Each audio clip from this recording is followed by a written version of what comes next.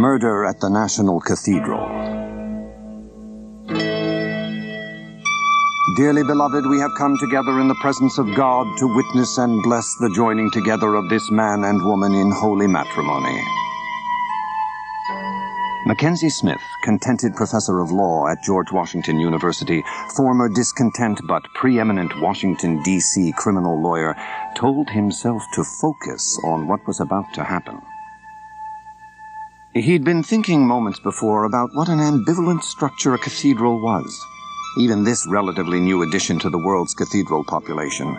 So much majesty and awe, so much stone, so much bloodshed in the older ones over centuries.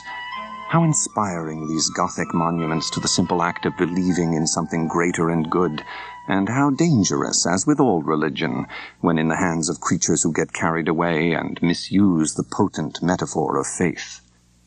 The stunning, mature woman who would become his wife in a matter of minutes turned to him and smiled. Annabel Reed had reason to assume that his thoughts at that tender moment were only of his adoration and love for her. She was largely correct, although her husband-to-be had room in his capacious mind for less romantic contemplations. He was also wishing that the priest conducting this ceremony in the Bethlehem Chapel of the National Cathedral weren't compelled to be quite so formal. The priest, Paul Singletary, paused after intoning tender words from the Song of Solomon and smiled at Smith and Reed. The couple had known him for a time. Smith went back 6 years with him. Mac Smith was a close friend of the cathedral's bishop, George St. James. St. James was out of town that week, which was not the reason Smith hadn't asked him to officiate. It had more to do with what Smith termed a reasonable level of modesty. Asking the bishop to marry them would have smacked of a certain overkill. Just a priest would be fine, thank you, especially one known to them. Smith looked at his bride. A tiny drop of perspiration was proceeding on a slow but steady descent down the right side of her lovely aquiline nose. Should he reach over and remove it? An affectionate gesture, certainly, but probably not good form, so he didn't. Outside, the final days of August in the nation's capital had turned characteristically viciously hot and humid. It was cooler here in the chapel below ground level, but even God's natural stone air conditioning was wilting under the meltdown that Washington called summer. Since 1912, the Bethlehem Chapel had been the site of many services, and was the church home over the years for the services of various denominations, Polish Catholic, Jewish, Russo-Carpathian, Serbian, Greek Orthodox, a national cathedral. Reverend Singletary looked at the Book of Common Prayer. Smith looked into the priest's eyes. Was he amused at something? He seemed to be, Smith decided. Marriages made later in life always had a different aura than the ritual of officially coupling the young for the first time. Smith was widowed. His wife and only child, a son, had been slaughtered on the Beltway by a drunk driver. Annabel Reed had never married, although, God knows, more than a few attractive and successful men had energetically pursued the idea. That she had decided upon Mac Smith was flattering to him, but not humbling. No false modesty here. Smith was a handsome man by any standard, slightly taller than medium, stocky and strong. Annabel's beauty was even less debatable. She was, to put it simply, the most beautiful female creature Mac had ever seen. Though any clergyman could make a determination as to whether the lawfulness of a proposed marriage was in question, Smith was surprised when Singletary chose to invoke that medieval section of the marriage ceremony. "If any one of you can show just cause why they may not lawfully be married, speak now or else," he said, allowing scant time for the clearing of a questioner's throat, much less speech. "Forever hold your peace." There was a silence that Smith hoped was not pregnant. The Bethlehem Chapel seated 192 people, 30 of their close friends, including a few former members of Smith's law firm who had forgiven him for closing it down following his wife and son's death, were clustered up front. Mac's thoughts were on only one person, however. Tony Buffalino, disgraced and dismissed former Washington MPD vice squad cop whom Mac had once defended, and who'd become an unlikely friend in the best odd couple tradition. If anyone would pretend to raise an objection to the marriage just for kicks, it would be a character like Buffalino. Mac turned his head slightly, saw Tony, who winked at Mac, started to raise his hand, brought it down, and lowered his head. Paul Singletary smiled at her as he said, "Annabel, will you have this man to be your husband, to live together in the covenant of marriage? Will you love him, comfort him, honor and keep him in sickness and in health, and forsaking all others be faithful to him as long as you both shall live?" "Oh, yes, I will," she said with unmistakable cheer in her voice. Singletary repeated the vow to Smith, who replied, "I will," in a surprisingly gruff, emotional voice. Smith looked to the choir loft where 4 members of the Cathedral Boys' Choir, the few who preferred music to baseball in August, had gathered to sing. The 4 boys got through Wilderness, Annabel's favorite hymn, rather quickly. The usual tempo seemed to have been accelerated by a third. Mac Smith was impressed, as was everyone else in the chapel, with the strong, bell-like voice of one of the boy sopranos, whose tones rang out above the others. Annabel had virtually no family, though she had friends, of course, but her hectic schedule as an attorney-turned-art gallery owner and almost constant companion to Mac Smith had severely limited time to cultivate and nurture friendships. She was being given away as a wife by his mother, Josephine Smith, as spry and sparkling as a split of champagne, a tiny woman who lived in the Sevier Home for the Aged in Georgetown, a facility operated by the Episcopal Church. Mac and Annabel Smith slipped gold bands on their ring fingers, and Singletary blessed them, concluding with the familiar, "Those whom God has joined together, let no one put asunder." After the ceremony, everyone went outside, where friends took quick point-and-shoot photographs, delivered quick point-and-kiss greetings to Annabel, and grasped the groom's hand with an occasional teary kiss for him, too. Properly they congratulated Mac, who said in mock modesty, "It was nothing," and added, "Just a 4-year chase." "Going on a honeymoon?" one of Smith's colleagues at the university asked him. "London, but not right away. Somehow it seems you don't take an instant honeymoon at this stage in your life." Another professor laughed. "You two have been on a honeymoon for years." "I suppose we have," Smith said, not precisely caring for the innuendo in the comment. Tony Buffalino came up and extended his hand. He was accompanied by his 3rd wife, Alicia, a waitress he'd met at the top of the Mark in San Francisco, where he, Smith, and Annabel had gathered while solving one phase in the murder of a presidential aide at the Kennedy Center. Afterward, Smith had got Buffalino a job as a security guard at the university. But Alicia came along with grander ideas. They now owned what Buffalino fondly referred to as the only Vegas-style cabaret in Washington, minus casinos, of course. "You did good, Mac," Buffalino said in his best congratulatory style.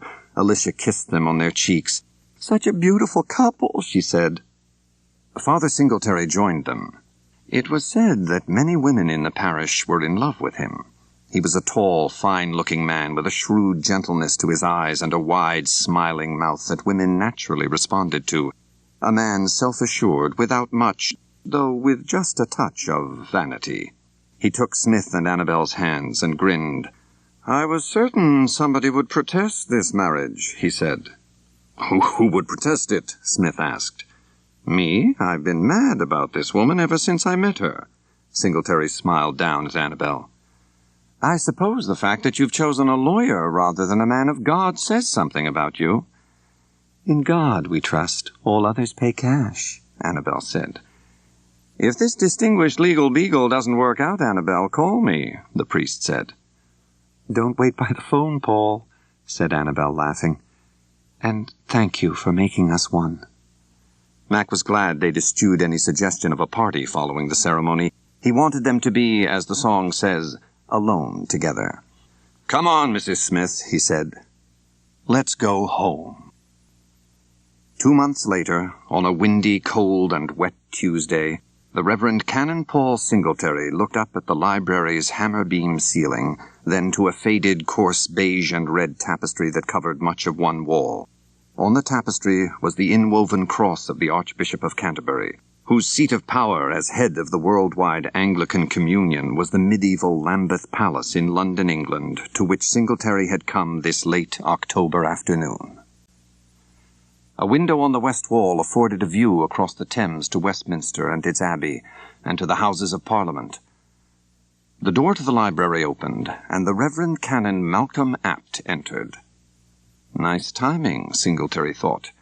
He sat in the chair and scrutinized Abt as he approached, not because he didn't know him, but because he always found Abt's face to be interesting.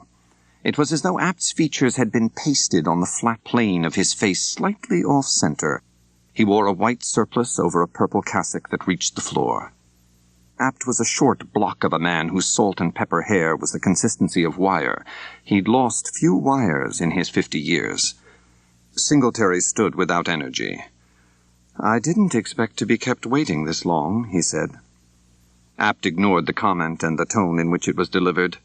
"Come," he said. "We'll talk in the Archbishop's study." He led Singletary along the great corridor where portraits of all the archbishops from Victorian times hung, then into a large, comfortably furnished room. "Well," Singletary said, "he won't be able to see you, I'm afraid." "Are you serious?" "Some people think I'm too serious." Singletary looked at his watch. It was 7 o'clock. 7 peals of a church bell confirmed it. "I've wasted my time, then." "If you choose to view it that way, Paul," Abt said, "sit down.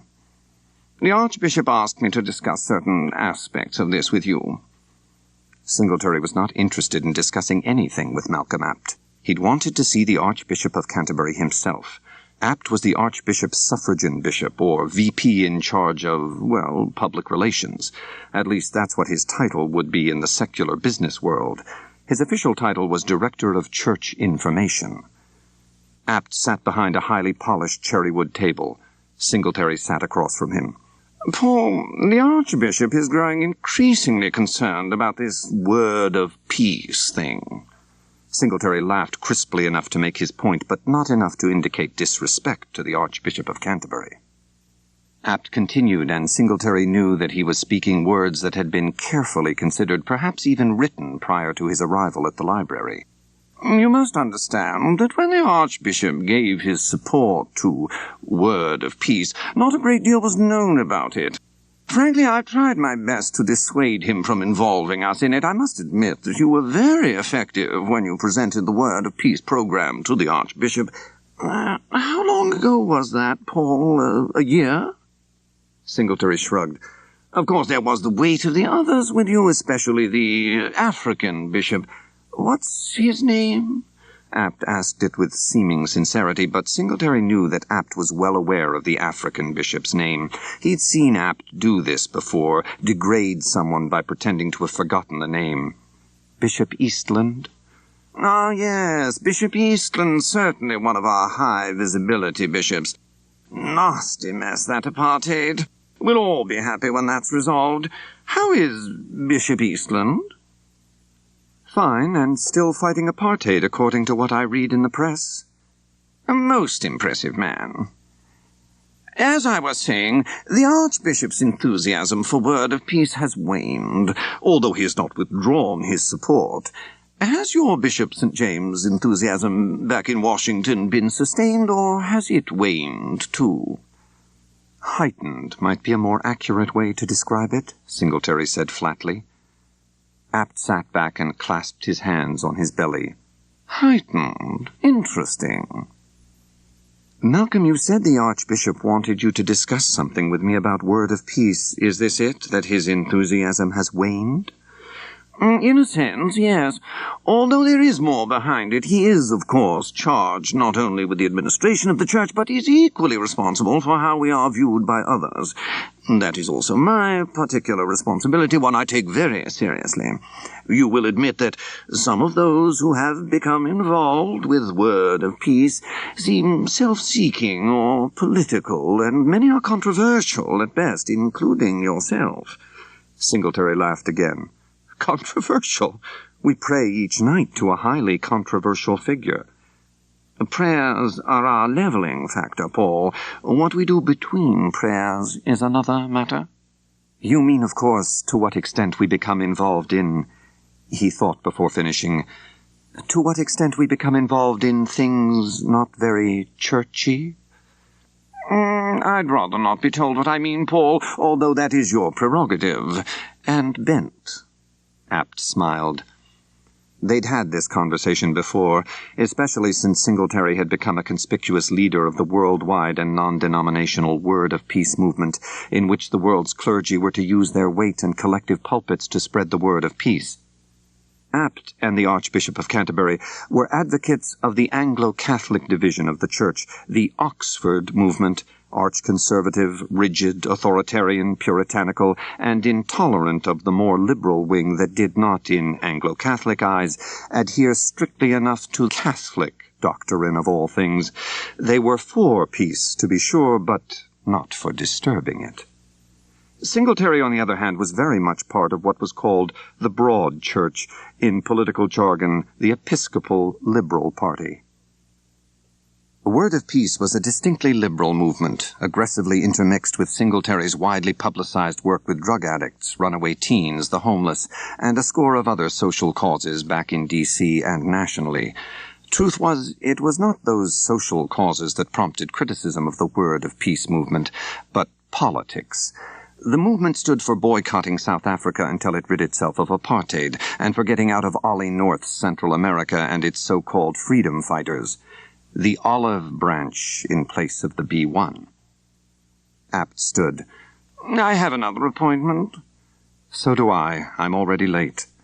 Safe home, Paul? Yes. Please tell the Archbishop how disappointed I was not to be able to see him on this trip. You didn't come to London just to see him, did you? You know I didn't. Still, first things first. You'll be staying a few days? One more day. I have a meeting tomorrow in your limpid countryside, then back to Washington on Thursday. Singletary had been provided a car and driver by the London Word of Peace Committee for his visit to Lambeth Palace. It was at his disposal for the evening. He climbed in the back of the navy blue Ford and gave the driver an address in Mayfair near Berkeley Square. When they reached it, the elderly British driver asked, "Shall I wait?" Singletary wrinkled his brow and pursed his lips in thought. "No, Bob, I think I'll be here a while. I'll take a cab back to the hotel or walk. It isn't far. Thank you very much for your courtesy." Singletary waited until the car had driven away. Then he walked to number 418 Davies Street, climbed the short steps, and announced his arrival with 3 brisk raps of the brass knocker on the red door. "Paul?" a voice asked from behind the door. "Yes." The door was opened by a tall and slender, broad-shouldered woman of 31. Clarissa Morgan possessed what Singletary considered a rare combination, black hair and eyes with milky white skin. She wore pink silk lounging pajamas. "Come in," she said, her accent edged with a touch of Welsh clarity. "I was about to become worried." Singletary stepped into the foyer and she closed the door behind them. "He kept me waiting, didn't even see me," he said.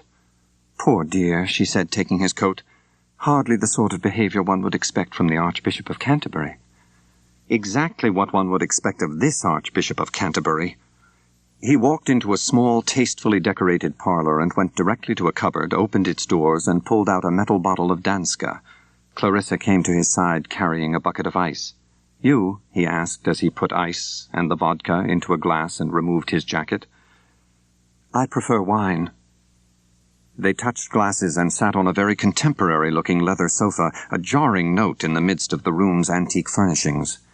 She touched his cheek with slender fingers tipped with nails the color of dusty roses, smiled and said softly, "You look older when you're angry.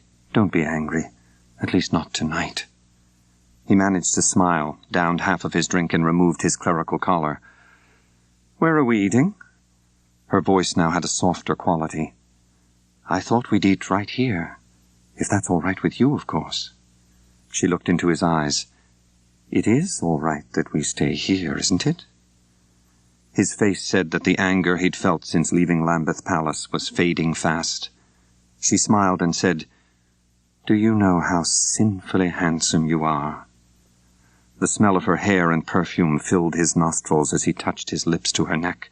His hands slid slowly down her back. The only words spoken as they entered the bedroom were from Clarissa.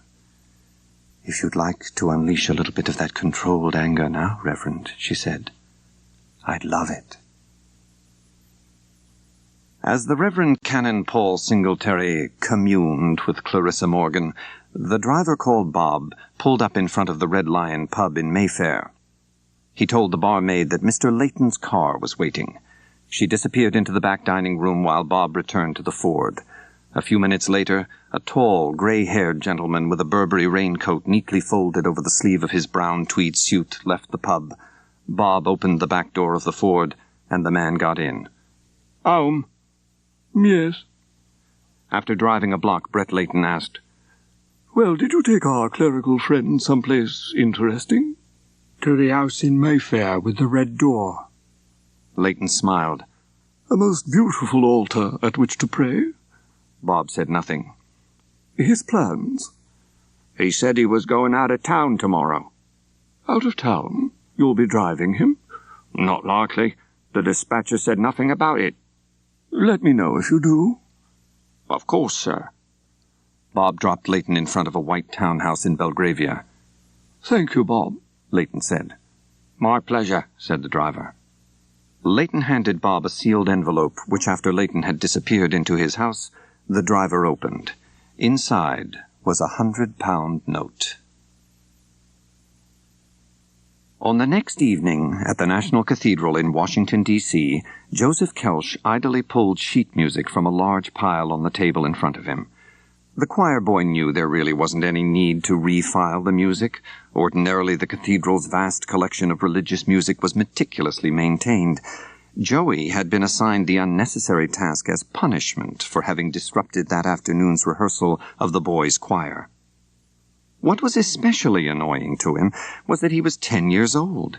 It was 9 o'clock at night, and he'd been told by the choirmaster, Canon Wilfred Nicholson, that he was to continue with this make-busy labor until 11.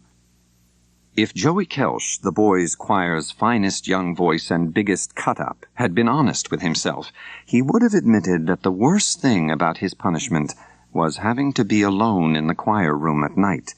He'd turned on all the lights. Still, there was something murkily forbidding about being here alone, about being alone anywhere in the vast cathedral after dark. Every sound was magnified and caused him to stiffen. His eyes darted from window to window. As he sat at the long table in the choir room, Joey heard occasional voices when people passed in the hallway outside the door. He recognized Bishop St. James's rumble on one occasion, and for a moment he considered going into the hallway to voice a complaint to the bishop about his punishment. Joey sighed and looked at a clock on the wall. Another whole hour and a half to go, though he wasn't always on the side of the angels. In the soft, subdued light, he resembled one. "Crap," he muttered. Across the hall from the choir room, behind the altar in the Bethlehem chapel, which had been Mac and Annabel Smith's wedding site, a man stood in the shadows. He cocked his head at the sound of footsteps on the hard stone floor. They became louder, then stopped.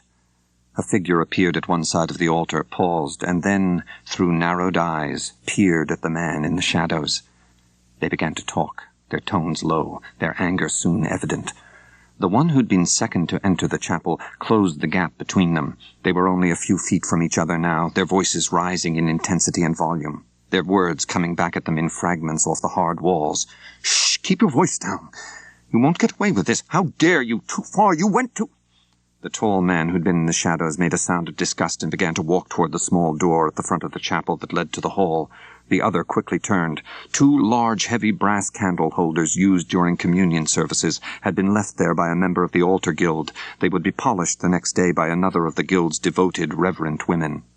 A hand grabbed one of the candle holders by its top. A few quick steps after the man from the shadows. The holder was raised in the air, then swung down and around in a wide, vicious, and accurate arc. As the base of the candle holder caught the man in his left temple, there was the sound of bone being crushed, followed by a low, painful moan when the man hit the stone floor as if driven into it like a flame-hardened nail. Joey Kelsch stiffened as the noises from the chapel reached him. The choir boy had been listening, had heard only one voice, but not the other. He hadn't been able to make out the words, but he knew the speaker was very angry. Other people's anger was always frightening. Besides, he had heard enough of it from the choirmaster. Still, Joey went to the door that led to the corridor and pressed his ear to it, heard footsteps in an irregular pattern, heard laborious breathing, heard what sounded like something heavy being dragged along the floor. The sounds faded in the direction of the stairs that led up to the north entrance to the cathedral where the tiny Good Shepherd Chapel remained open 24 hours a day. Joey carefully pushed the door out an inch. Its hinges made some noise, but not much. He continued opening it until there was room for him to poke his head into the corridor. He saw a figure, nothing more than a black shroud, really. He thought it a statue until he saw it about to turn the corner and go up the stairs with whatever was being dragged behind. Joey closed the door, felt his heart threatening to beat through his chest wall. He waited, unsure of what to do. Then he heard footsteps returning. He tiptoed across the choir room, left through another door leading to the outside, and ran as fast as he could to his dormitory. Other students were finishing a ping-pong tournament, but Joey didn't stop to join them. Trembling, he raced up the stairs, went into his room, quickly got into his pajamas, climbed into bed, panting, and pulled the covers over his head. Until then, he hadn't cried. On the next morning, as the Right Reverend George St. James, Bishop of Washington and Dean of the National Cathedral, stepped from the shower and vigorously began drying himself, he focused on the day ahead. The major event was to be the funeral of Adam Vickery, a former Attorney General of the United States, scheduled for 9 o'clock in the cathedral's nave. Vickery and his wife Doris had been active in cathedral affairs for many years. His death was sudden and unexpected. Seemingly in the best of health, 3 nights before he'd been found slumped inertly over his desk, the victim, apparently, of a massive coronary. The enticing aroma of coffee drifted up from the kitchen. St. James heard his wife Eileen singing along with a popular song of another decade that came from a radio. He dressed, joined Eileen in the kitchen, kissed her cheek, and ate the scrambled eggs and dry toast she'd set before him. The Washington Post was at his place at the table. No need to look for the religion section, it wasn't Saturday. Then again, politics was the city's religion, and there was always plenty of that in the Post each day.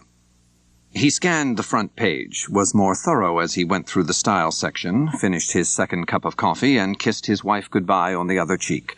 "I'll be home this afternoon," he said. "I need some quiet time to work on the presentation."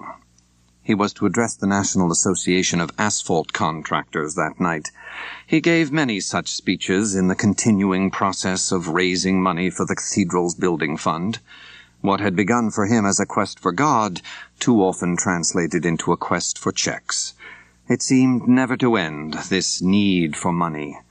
The cathedral, 6th largest in the world, was an insatiable devourer of cash, its completion so near yet so far away.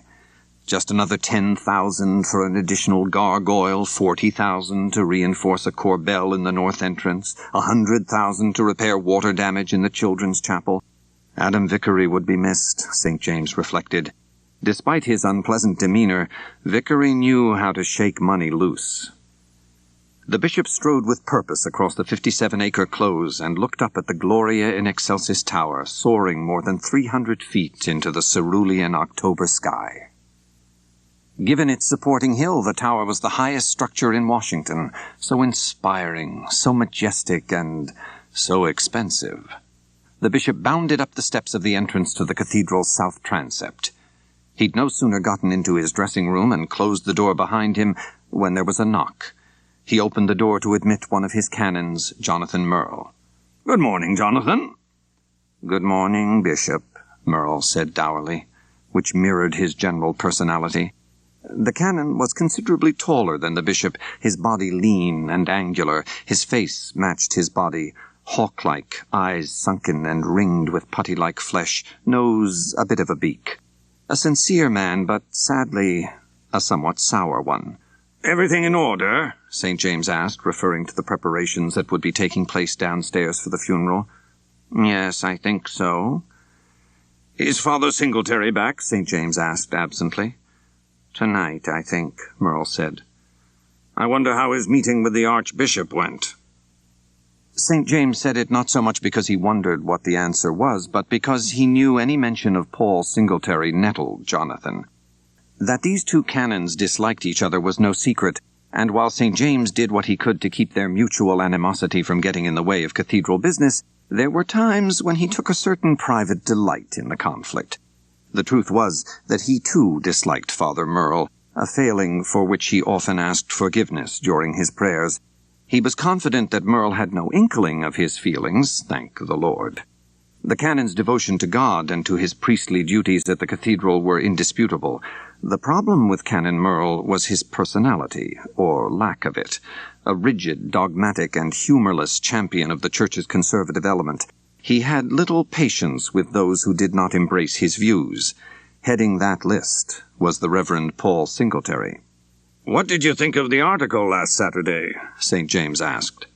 The article in the religion section of the Washington Post was an update about the Word of Peace movement, to which Bishop St. James and the cathedral had pledged considerable support. "It misrepresents the purpose of this church," said Merle. "Interesting," the bishop said. "What is the mission of this church?" He was instantly sorry he'd asked. These conversations usually went nowhere. Merle would deliver a sermon on the spot. Merle said, "You'll forgive my impudence, Bishop, but it has been my concern from the beginning that the lofty and holy purposes of this cathedral would be tarnished by over-involvement with the word of peace, and my concerns grow each day. I find some of the leaders of the movement to be distasteful. I find the movement itself, despite its professed aims, to be distasteful." "You find seeking peace in this world to be distasteful?" the canon said in a sober voice. "I think it's time for the reins to be pulled in on Father Singletary." "Well, you must admit, Jonathan, that Father Singletary's seemingly inexhaustible energy when it comes to helping the sick and poor invites a rather positive image of our ministry, wouldn't you say?" "He seeks only his self-grandiosity, not the glory of the church." St. James laughed and said, I know. Paul Singletary has a remarkable gift for and interest in self-promotion. He is grandiose at times and seems to have a great deal of trouble practicing the sort of humility that we are expected to demonstrate. Still, let us not attempt to unscrew the inscrutable. Meanwhile, Jonathan, let's get on with the business of the day, namely to bury Adam Vickery. Merle left, leaving St. James to put on a purple cassock, over which he slipped a white rochet with embroidery at the bottom. A black silk shamir with white lawn sleeves and cuffs came next. His stole hung straight down from his neck, befitting his status as a bishop. A pectoral cross rested comfortably on his chest. After he had donned these holy garments, as he opened the door and prepared to descend the steps, a scream erupted, reverberating off the cold stone walls, ceilings, and floors. He stopped and felt his stomach tighten. Screaming again, a woman, close. St. James swung to his right. The shrill, piercing voice seemed to be coming from only a short distance, from the Good Shepherd Chapel. He went to the door and looked in. 3 two-person pews were empty. He stepped inside and looked left, to the small altar upon which a tiny vase of wilted flowers stood in front of the Salisbury pink granite sculpture of Christ cradling a lamb in his arms. Standing there was a woman, her eyes wide with fright, her screams now reduced to small sounds of anguish and pain. She was trying to speak, but the words clogged in her throat. She turned and stared down to a pew just large enough for one person, and almost hidden from St. James's view at the door. The bishop saw an arm. Another step, and he saw more of the figure slouched in the pew. The woman started to scream again. St. James held up his hand against the noise, put his hand on her shoulder, and took a final step that allowed him a full view of the occupied pew. "My God," he said as his eyes fixed upon the crushed skull and lifeless body of the Reverend Canon Paul Singletary. That same morning, Mac Smith was about to take a sip of juice when the phone rang. He glanced at the kitchen clock, 7:10, early for a casual caller. "Mac, it's George St. James." "Good morning, Bishop," Mac said. "You're doing God's work early. What prompts a call from you at this hour?" St. James sighed before he said in a low, breathy tone, "Mac, a terrible thing has happened here this morning." Before Smith could ask, St. James said, "Paul has been murdered." "Run this past me again, George?" "Paul Singletary has been murdered, right here in the cathedral. I found his body a half hour ago." Christ, I just saw him. Well, no, it was August, but he married us. I know, Mac. It's a dreadful shock. I can't begin to tell you how terrible to find his body.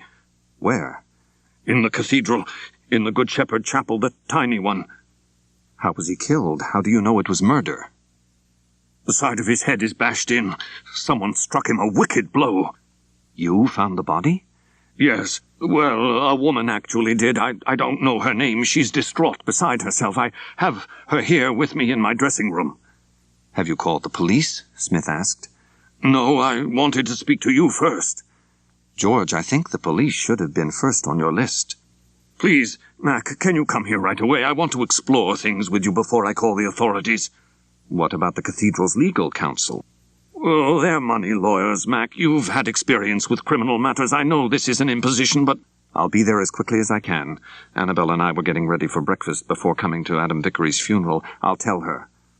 Don't mention this to her, Mac. Not to anyone until we've talked. George, this can't be kept a secret. Smith didn't want to sound annoyed, but his voice reflected what he was feeling at that moment. Who else have you told? No one.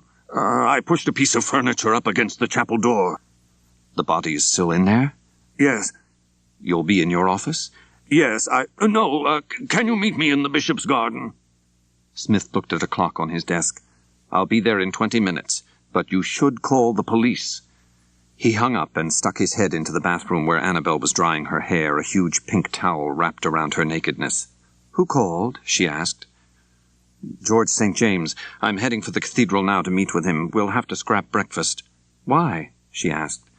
There's been an accident at the cathedral. George wants to discuss it with me from a legal point of view. I said I'd meet him in 45 minutes. What kind of accident? Smith looked into her large green eyes and had a sudden burst of recognition which had been happening with some regularity since the wedding. They were married. She was his wife. No secrets, right? Right.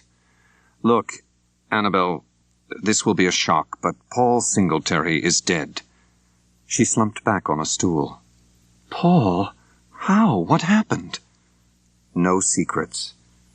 He's been murdered. Somebody hit him in the head, at least according to George. He's dead. I'll be ready in 10 minutes, she said, standing. No, George is concerned about people knowing for some reason. It's got to come out. I'm meeting him privately in the bishop's garden.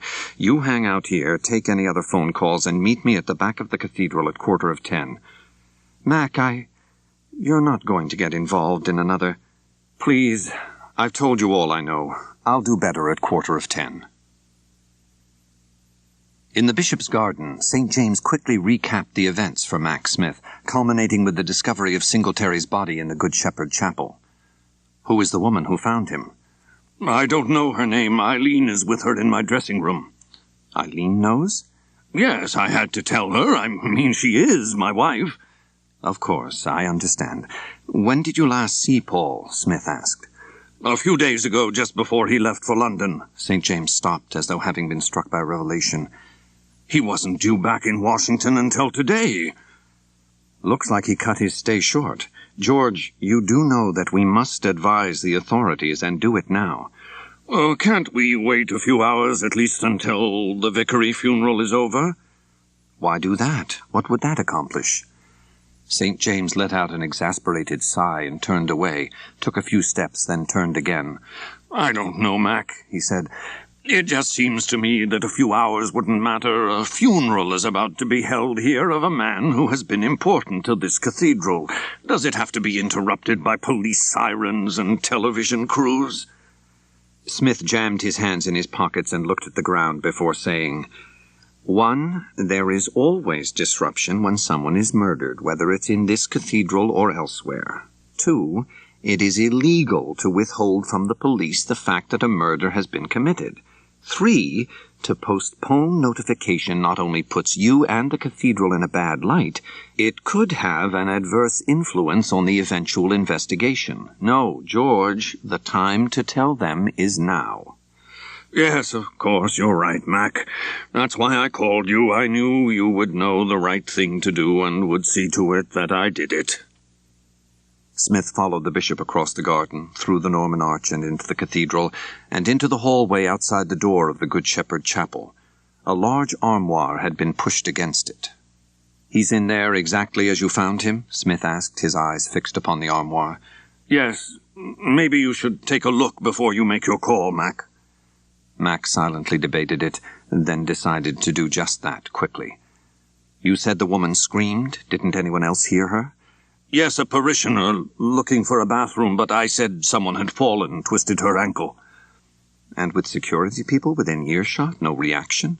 "Not that I know of. They were all outside at some distance."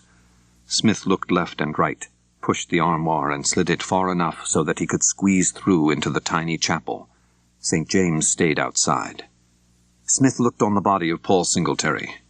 "Jesus," he muttered, glancing up quickly at the sculpture above the altar of the Good Shepherd holding the baby lamb. Feeling sickened and saddened, Smith forced himself to do what he perceived at that moment to be his duty.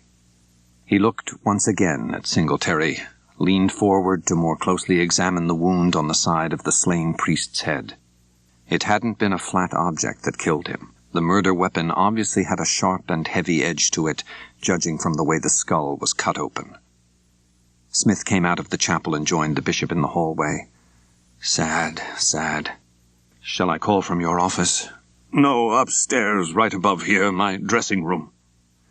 Eileen St. James was nervously pacing the floor when they entered. "Oh, Mac, yes. George said he had called you." St. James said, "Where is the woman?" "She left." "Left?" St. James and Smith said in unison. "I couldn't stop her. She kept crying and moaning. I went to get some towels and cold water. When I returned, she was gone." "Damn," Smith said. "Did she ever tell you who she was?" the bishop asked. His wife shook her head. Smith sat at the desk, his hand poised over the telephone. He looked up at the bishop and his wife and said, "Now look, no matter what happens, you must promise to be totally honest with the authorities. Whatever problems this may cause the cathedral can't be helped and will soon pass." "The press will have a field day with this," St. James said. "One of our own, probably our most visible priest, murdered right here in the National Cathedral. I can't believe it." Smith reached for the telephone. Before he could punch in the number of Washington's MPD Homicide Division, a number he'd never forgotten from his days as a lawyer who had handled many criminal cases, the sound of sirens was heard outside. Smith slowly lowered the receiver into its cradle. "I think someone beat us to it." 6 Washington MPD squad cars arrived on the scene, closely followed by television news teams and reporters. Mac Smith went outside and met with Chief of Homicide Terence Finnerty.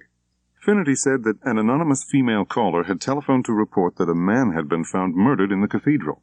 Smith led Finnerty and his men to Paul Singletary's body, which had to be quickly and quietly removed as the mourners were arriving for Adam Vickery's funeral.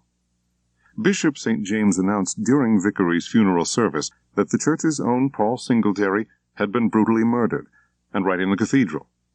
Conspicuously absent from the boys' choir that morning was Joey Kelch. The choirmaster, Wilfred Nicholson, couldn't find him anywhere. At the bishop's request, Mac stayed at the cathedral all day while the police began their investigation. When Mac returned home that evening, he and Annabelle settled in front of the TV to watch the evening news.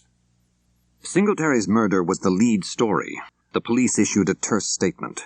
The priest had been murdered by an unknown assailant. The method of death, a blow to the head. His body had been found in a chapel of the National Cathedral. There were no leads at the moment. The body had been discovered by a woman, identity unknown, whereabouts unknown. The tagline on the newscast, "Former top D.C. attorney Mackenzie Smith, now a professor at George Washington University, has been retained by the cathedral in this matter. Stay tuned." "Damn," Mac said, pouring himself a short glass of bourbon over ice. "Have you been retained by the cathedral?" Annabelle asked. "Can't they get anything straight? Of course not." "Have you told George that you would do more?" "No. Well, I did say that I would do what I could to make his life a little easier. Give some advice, that's all." Annabelle smiled, the sort of smile Mac could do without. "Uh-huh," she said with deliberate sweetness.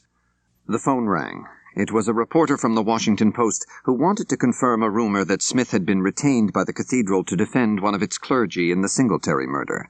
"Nonsense," Smith said. Other calls came over the next hour, each an attempt to run down a rumor concerning Smith's involvement or a likely suspect. "Let's go out for dinner," Smith said after hanging up on yet another caller. Annabel shook her head. "Put the answering machine on. I'd just as soon bring something in from the American Cafe." "All right. What'll you have?" "Mac." "Yes?" "Reality has set in. You are going to be up to your neck in this, aren't you?" "An overstatement, but yes, I do feel compelled to help find the murderer of the man who married us." She smiled gently and genuinely. "I understand. What will you do first?" Smith sat down next to her and shrugged. "I told George I'd make some inquiries here and also while we're in London." "Inquiries about what?" "About Paul's movements there prior to his returning to Washington, about whatever we can learn here about motives and such." "The trip to London is our honeymoon. You are aware of that?" "Of course, and remember that we decided to combine business and pleasure. I have to address the group of barristers, and you wanted to trace down leads on those Tlatilco female masks for your gallery. I'm not suggesting an extensive investigation of what Paul did in London, just some questions. Geoffrey Woodcock should be helpful. I'm anxious for you to meet him. He's a nice guy." Woodcock was a highly respected London solicitor whose firm's clients numbered, among others, the Church of England. He and Smith had been friends for many years. "I've been thinking a great deal about Paul," Annabel said. "About his death, of course, but there's more. He was so charming and so committed to good deeds. But that's really all we knew about him." "What else would you like to know?" She shrugged. "Maybe I'm just naturally suspicious. No, skeptical of anyone in the limelight here in Washington, or at least wary. How much do we really know about the whole life of Paul Singletary?" When Max Smith arrived at George Washington University that morning to teach his class of law students, there was no way he could avoid talking about the murder of Paul Singletary. His students had seen the television news reports and read the newspaper accounts, and now they were full of questions and theories. Max Smith leaned on the lectern, thought for a moment, then said, "Here is what I do know. Father Singletary was killed by a blow to the side of his head. It appears upon casual observation of the wound that the object was heavy, and that it had a lip or ridge that caused considerable compression of the skull. MPD's forensic unit did a thorough job of analysis of the crime scene, which was the tiny chapel known as Good Shepherd. Singletary was found sitting in a single pew, his body slumped against a wall. There appears to have been little bleeding, which has caused those who were on the scene to raise a question." He paused. They looked at him. "Which is?" April Montgomery said, "Whether he might have been killed elsewhere and moved to the chapel?" "That's interesting," Joy Collins said. She was the most exuberant of Smith's students. "They didn't have that on TV or in the papers." "Any speculation on motive?" April asked. "No, but there soon will be. That will be part of the criminal profile that develops once more information has been gathered by the authorities." "Maybe it was somebody who hates the church and clergy, somebody who flunked out of seminary or who was brought up in a repressive religious household," Joe Petrella offered. Smith ignored that line of conversation. He said, "The basic supposition at this moment is that Father Singletary was murdered by someone whom he confronted in the chapel, most likely an outsider. This unknown person would fall under the category of an unorganized murderer. All signs point to a lack of premeditation based upon the weapon used. It is also safe to assume at this juncture that Father Singletary did not know his assailant and was taken by surprise." "But if he was murdered elsewhere, as you suggested was a possibility, Professor Smith, and brought to the chapel, that would certainly indicate a more organized murderer," Joyce Clemow said. "If that happened, the murderer didn't just swing something at Father Singletary and run. He thought about it and spent time with his victim." "You are correct," said Smith. He looked at his watch. "Our 15 minutes of diversion are up. I would now like you to turn to the cases assigned on writs of habeas corpus." Chief of Homicide Terence Finnerty sat in his office with 6 other detectives assigned to a task force to investigate Paul Singletary's murder. Smith waited until the detectives left, and Finnerty invited him to come in. Finnerty was a lean-cheeked, wiry little man with a nasty cast to his face and once yellow hair discolored with age. "Tell me about Singletary," Finnerty said. "His private side. You know him pretty good, right?" Smith thought of Annabel's comments. "Probably not as well as you're assuming. I wouldn't call him a close friend." "I have a feeling we're going to have to get to know the real Father Singletary if we've got any chance of solving this case." Finnerty was right, of course. In order for an effective profile to be drawn of the murderer, the police and the FBI's behavioral science unit would need knowledge of how Singletary lived, his friends, his hobbies, his haunts, everything about how he lived his intimate life on a daily basis. Paul was an attractive and engaging man, Smith said. He was dedicated to helping the disenfranchised of our society and worked hard on their behalf, sometimes to the consternation of his peers and colleagues. I know he also found time for some semblance of a social life. I know he liked girls. I recall 2 occasions where he was accompanied at social gatherings by a woman. "Same woman?" Smith shook his head. "No, 2 different women, both very attractive, I might add." "He was in London just before it happened, right?" "So I understand." Smith remembered Bishop St. James mentioning that Singletary had returned from London a day earlier than scheduled. Why? That was one of the things he told the bishop he'd try to find out when he went to London on his honeymoon. Should he bring it up to Finnerty? He decided not to. Probably had no significance, but let Finnerty earn his money. "We got a description of the woman who found the body from the bishop's wife here." Finnerty handed Smith a typed transcript of what Eileen St. James had given the interviewing officer. White female, somewhere between 30 and 50, reddish hair that probably was dyed because there were a lot of black roots, short, maybe 5 feet, maybe a few inches taller, kind of a narrow little face, pale complexion, had a black mole on her cheek, high voice, no accent, twisted her hands around each other a lot, used terms like "Dear Jesus" and "Father in Heaven," maybe had alcohol on her breath but can't be sure. Smith looked up from the page into the small black pupils of Finnerty's eyes. "Are you asking whether I know this woman?" Finnerty shrugged.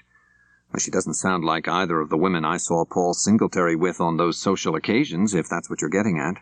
"Not his type, huh?" "No, not his type." "Any truth that you're going to defend whoever murdered Singletary if it turns out he's from the Cathedral?" "No truth whatsoever," Smith said. "Is that it, Terry? If it is, I really would like to get back home. I still have a busy day ahead of me." "Including spending a little time at the Cathedral again?" "Maybe." "Careful, Mac. Don't get too religious." "No need to worry about that, Terry. Call me any time. I'm as anxious as everyone else to see you resolve this. Good luck." 2 of the 6 detectives assigned to the case took photographs of Father Singletary's modest apartment. They were struck by the fact that Singletary had an expensive VCR and video monitor and a wall of videotapes. In addition, there was an elaborate security system. Before they could view any of the tapes, 2 FBI agents showed up and ordered the detectives to leave the apartment. "We're in for a long night at the movies," one of them said. That same afternoon, Bishop George St. James was visited by Jin Che, a heavy-set Korean in a Savile Row suit who spoke perfect English. Che was one of the prime organizers of Word of Peace, particularly in the Washington area, where he was engaged in intense lobbying of politicians who might throw their weight behind the movement. The bishop assured Che that he would continue to support Word of Peace following Singletary's death. Che was driven away from the cathedral in a large Mercedes sedan. Unbeknownst to him, he was being followed by 2 FBI agents. Monday morning, George St. James presided over the funeral services for Singletary that were being held in the National Cathedral. Thousands of mourners were present. Joining the bishop at the high altar were Jonathan Merle and a young priest, Carolyn Armstrong. Reverend Armstrong was from St. Albans, a small country parish nearby. She was a tall, attractive woman with thick black hair who wore, and needed, no makeup. The boys' choir performed some of Singletary's favorite hymns. When it came time for Joey Kelch to deliver a solo, his voice faltered. His eyes went to Bishop St. James, Father Merle, and Reverend Armstrong, and he looked panic-stricken. He quickly turned away and vomited. After the service, Finnerty told Mac that the detectives were now operating under the assumption that Singletary had been killed someplace else and that his body had been moved to the chapel. On the drive home, Mac discussed the possibility with Annabel.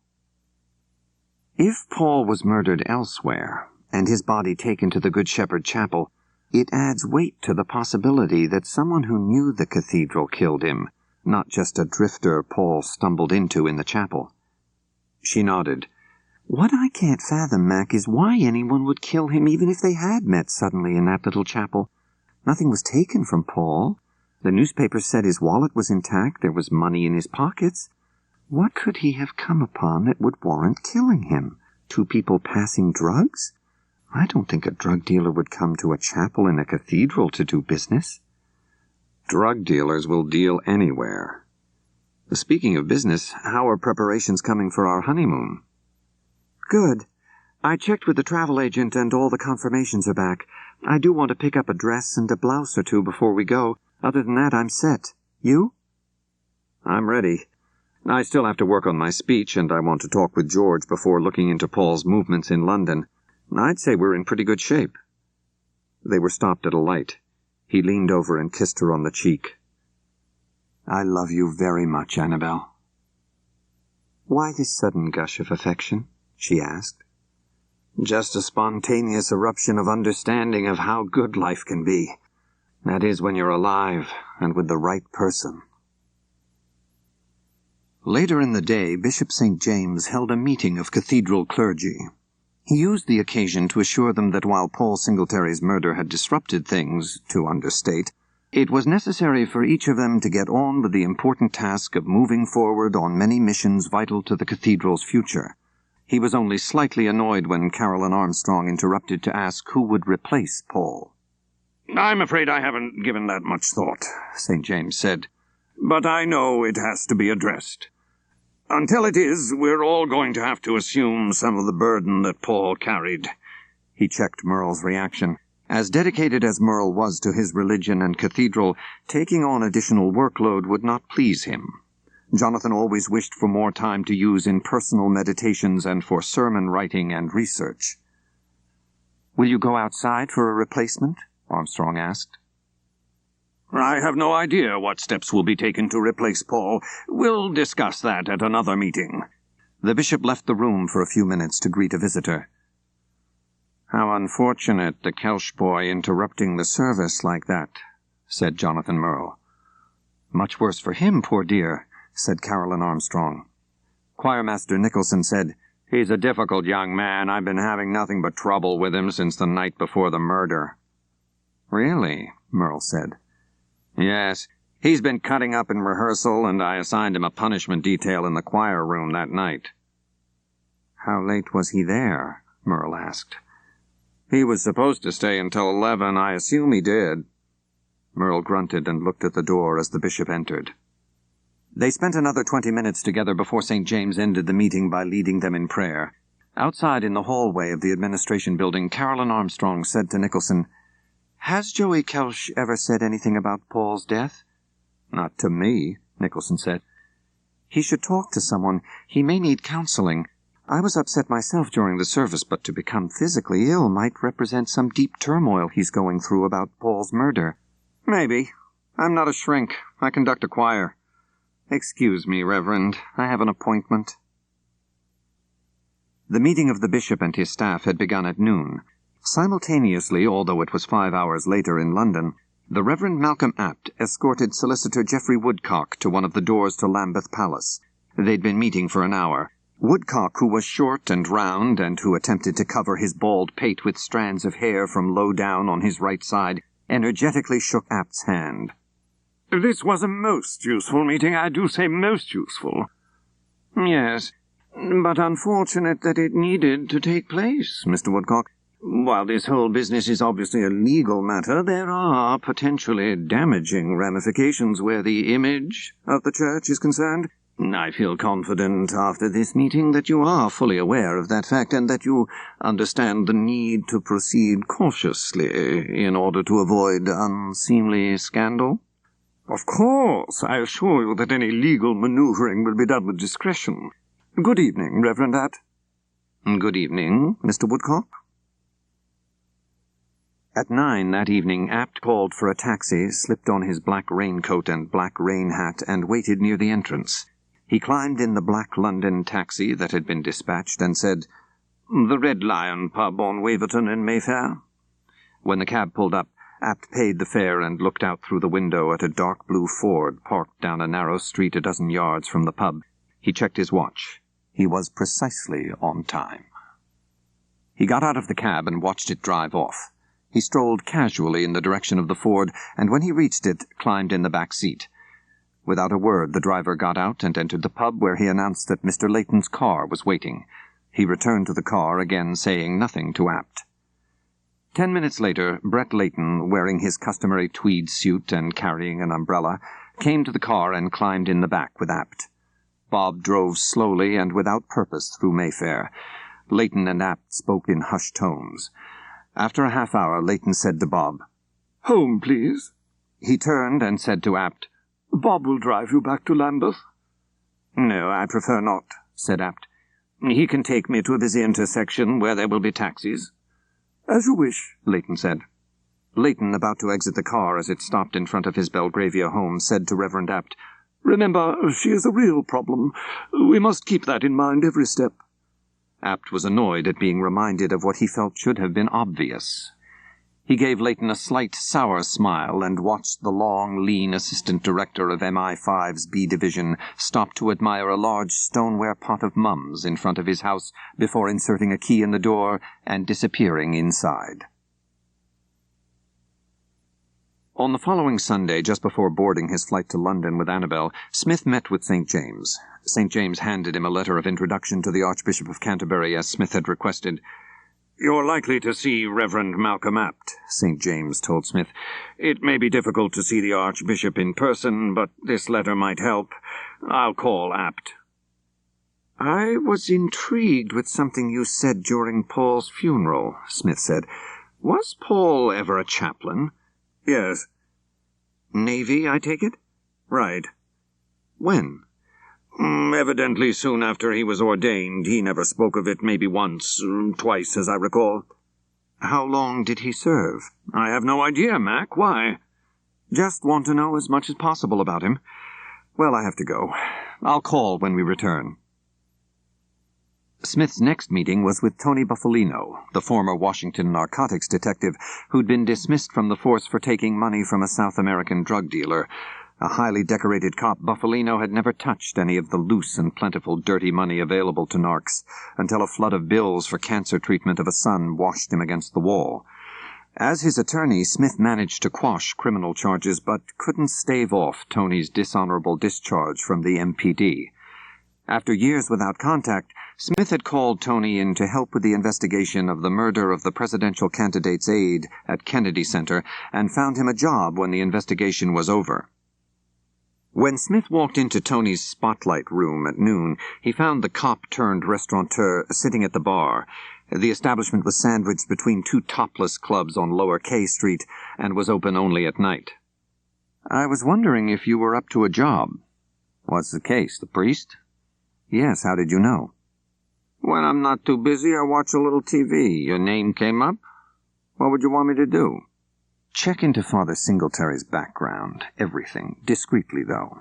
I have to go out of town and don't want to lose time here. Annabel and I are leaving tonight for London on our honeymoon. We'll be back in a week. I have to find someone who can move on it. Need a report ready when I return?" "Yeah, well, Mac, maybe I could do it." Smith slapped Buffalino on the back, handed him an envelope. A retainer, and the particulars on what we know so far. Buffalino looked at the check. "This is a 10th, huh?" "It's a 3rd. "Yeah? Okay, but only for you." As the shiny, immaculate Black Austin taxi took them from Heathrow Airport to Duke's Hotel in the heart of London, Annabel snuggled close to her husband. "I've never been on a honeymoon," she said. "Nor will you ever be on another one," he said. The driver pulled into the tiny courtyard in front of Duke's. They were greeted with reserved but real enthusiasm at reception. It was 10 o'clock at night, London time, but 5 hours earlier by their body clocks. The hall porter took their luggage to the honeymoon suite number 25 on the 4th floor, and Mac and Annabel walked into the small, cozy bar. Gilberto, the barman, came around from behind the bar and shook Mac's hand, kissed Annabel on the cheek. "Meet Mrs. Smith," Mac said. Gilberto smiled broadly. "Ah, this deserves a celebration." He took a half-empty bottle of Graham's 1945 port that sold for £40 per glass and carefully filled 2 small, elegantly etched aperitif glasses. He placed them in front of Mac and Annabel and said, "Salute, to love and marriage, and to my good American friends." Over dinner that evening, Mac told Geoffrey Woodcock about Paul Singletary's murder. "That's shocking, absolutely shocking," Geoffrey Woodcock said. "I met the poor chap twice when he was over here discussing this Word of Peace project. Charming young man. Well, perhaps not so young, but certainly charming." "How did you have occasion to meet him?" Smith asked. "As I said, this peace project he was involved with, the church was reluctant to enter into any sort of supportive posture without consulting the firm for a legal opinion. We saw nothing wrong with it, although I must say there were some individuals involved who are not the sort of chaps I would invite to the club." Woodcock laughed. Mac smiled. "Do your police chaps have any leads?" "Not yet," Smith replied. "One of the things I've promised the Bishop of the National Cathedral I'd do while we're in London is to attempt to trace Paul's tracks during his last visit. He evidently returned to Washington a day earlier than he'd planned." "That's so? Why?" "I don't know. I have a letter of introduction to the Archbishop of Canterbury from Bishop St. James in Washington. I was hoping to learn something from him about Paul's visit." "Well, I can certainly pave the way for you at Lambeth," Woodcock said. "I was there just the other day." "You were?" Smith said. "Do you meet often with your clerical clients?" Woodcock laughed. It had a certain forced ring to it. "No, just on occasion, when something comes up that needs discussion." "Any talk of Paul Singletary's murder the last time you were there?" "No, absolutely none." Smith knew his friend was not being honest. "Word of peace?" Smith asked. "Pardon?" "Word of peace. Is that what you were meeting at Lambeth about?" "No. Well, yes, that is a continuing topic of discussion." "The church, the Archbishop, has been supportive of the movement, I gather?" "Yes, quite." "Do you deal with the Archbishop himself?" "No, almost never. Frankly, Mac, I'll be surprised if your letter gains you an audience with him. He sees very few people. Rumour has it he's not been well, but I can't confirm that. No, I deal with the Reverend Malcolm Apt." "I know the name. Our bishop mentioned him to me, indicated he's sort of an information officer for the church." "Yes, that and many other things. He seems to be directly involved in almost every aspect of Lambeth, all aspects. A right-hand man of all seasons for the Archbishop." "I intend to call on him in the morning," said Smith. Smith had the feeling that Woodcock had something to tell him, perhaps a favor to ask, but was not sure whether he should. Finally, at the end of the evening, Woodcock said, "Mac, I was wondering if I could impose upon you while you're here for a bit of legal consultation. Frankly, I could use your American view of things." "Go ahead," Smith said. "Not here, not now. Would you be able to find some time tomorrow?" They agreed to meet the following day at 11 at Woodcock's office. As Smith and Annabel fell asleep at 11 o'clock London time, Joey Kelsch walked into St. Albans in Washington for his 6 p.m. meeting with Reverend Carolyn Armstrong. "Joey, I've been worried about you lately," she said. She placed her fingertips on his hand.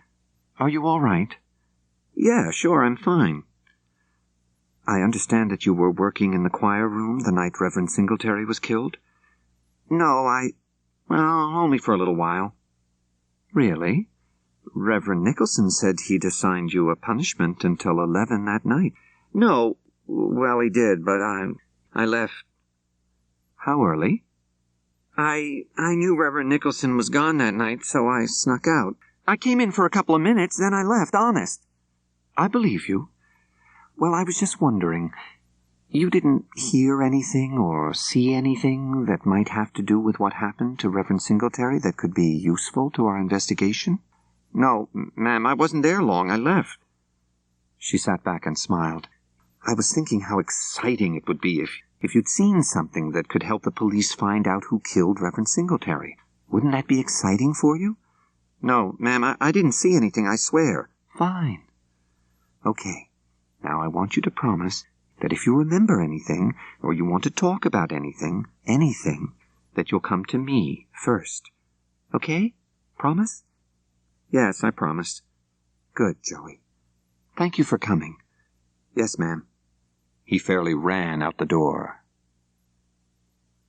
Jeffrey Woodcock's law firm was on Old Bailey Street, 2 blocks from the Central Criminal Court. Max Smith met with Woodcock there the next morning. Woodcock revealed that, in addition to the 2 times he had met with Paul Singletary on word of peace matters, he had also run into the Reverend in the Cotswolds. Woodcock and his wife were spending a long weekend at their favorite country place, a charming hotel called the Buckland Manor in the little town of Broadway, about a 2-hour drive from London. They bumped into Singletary there. He was with an extremely attractive woman.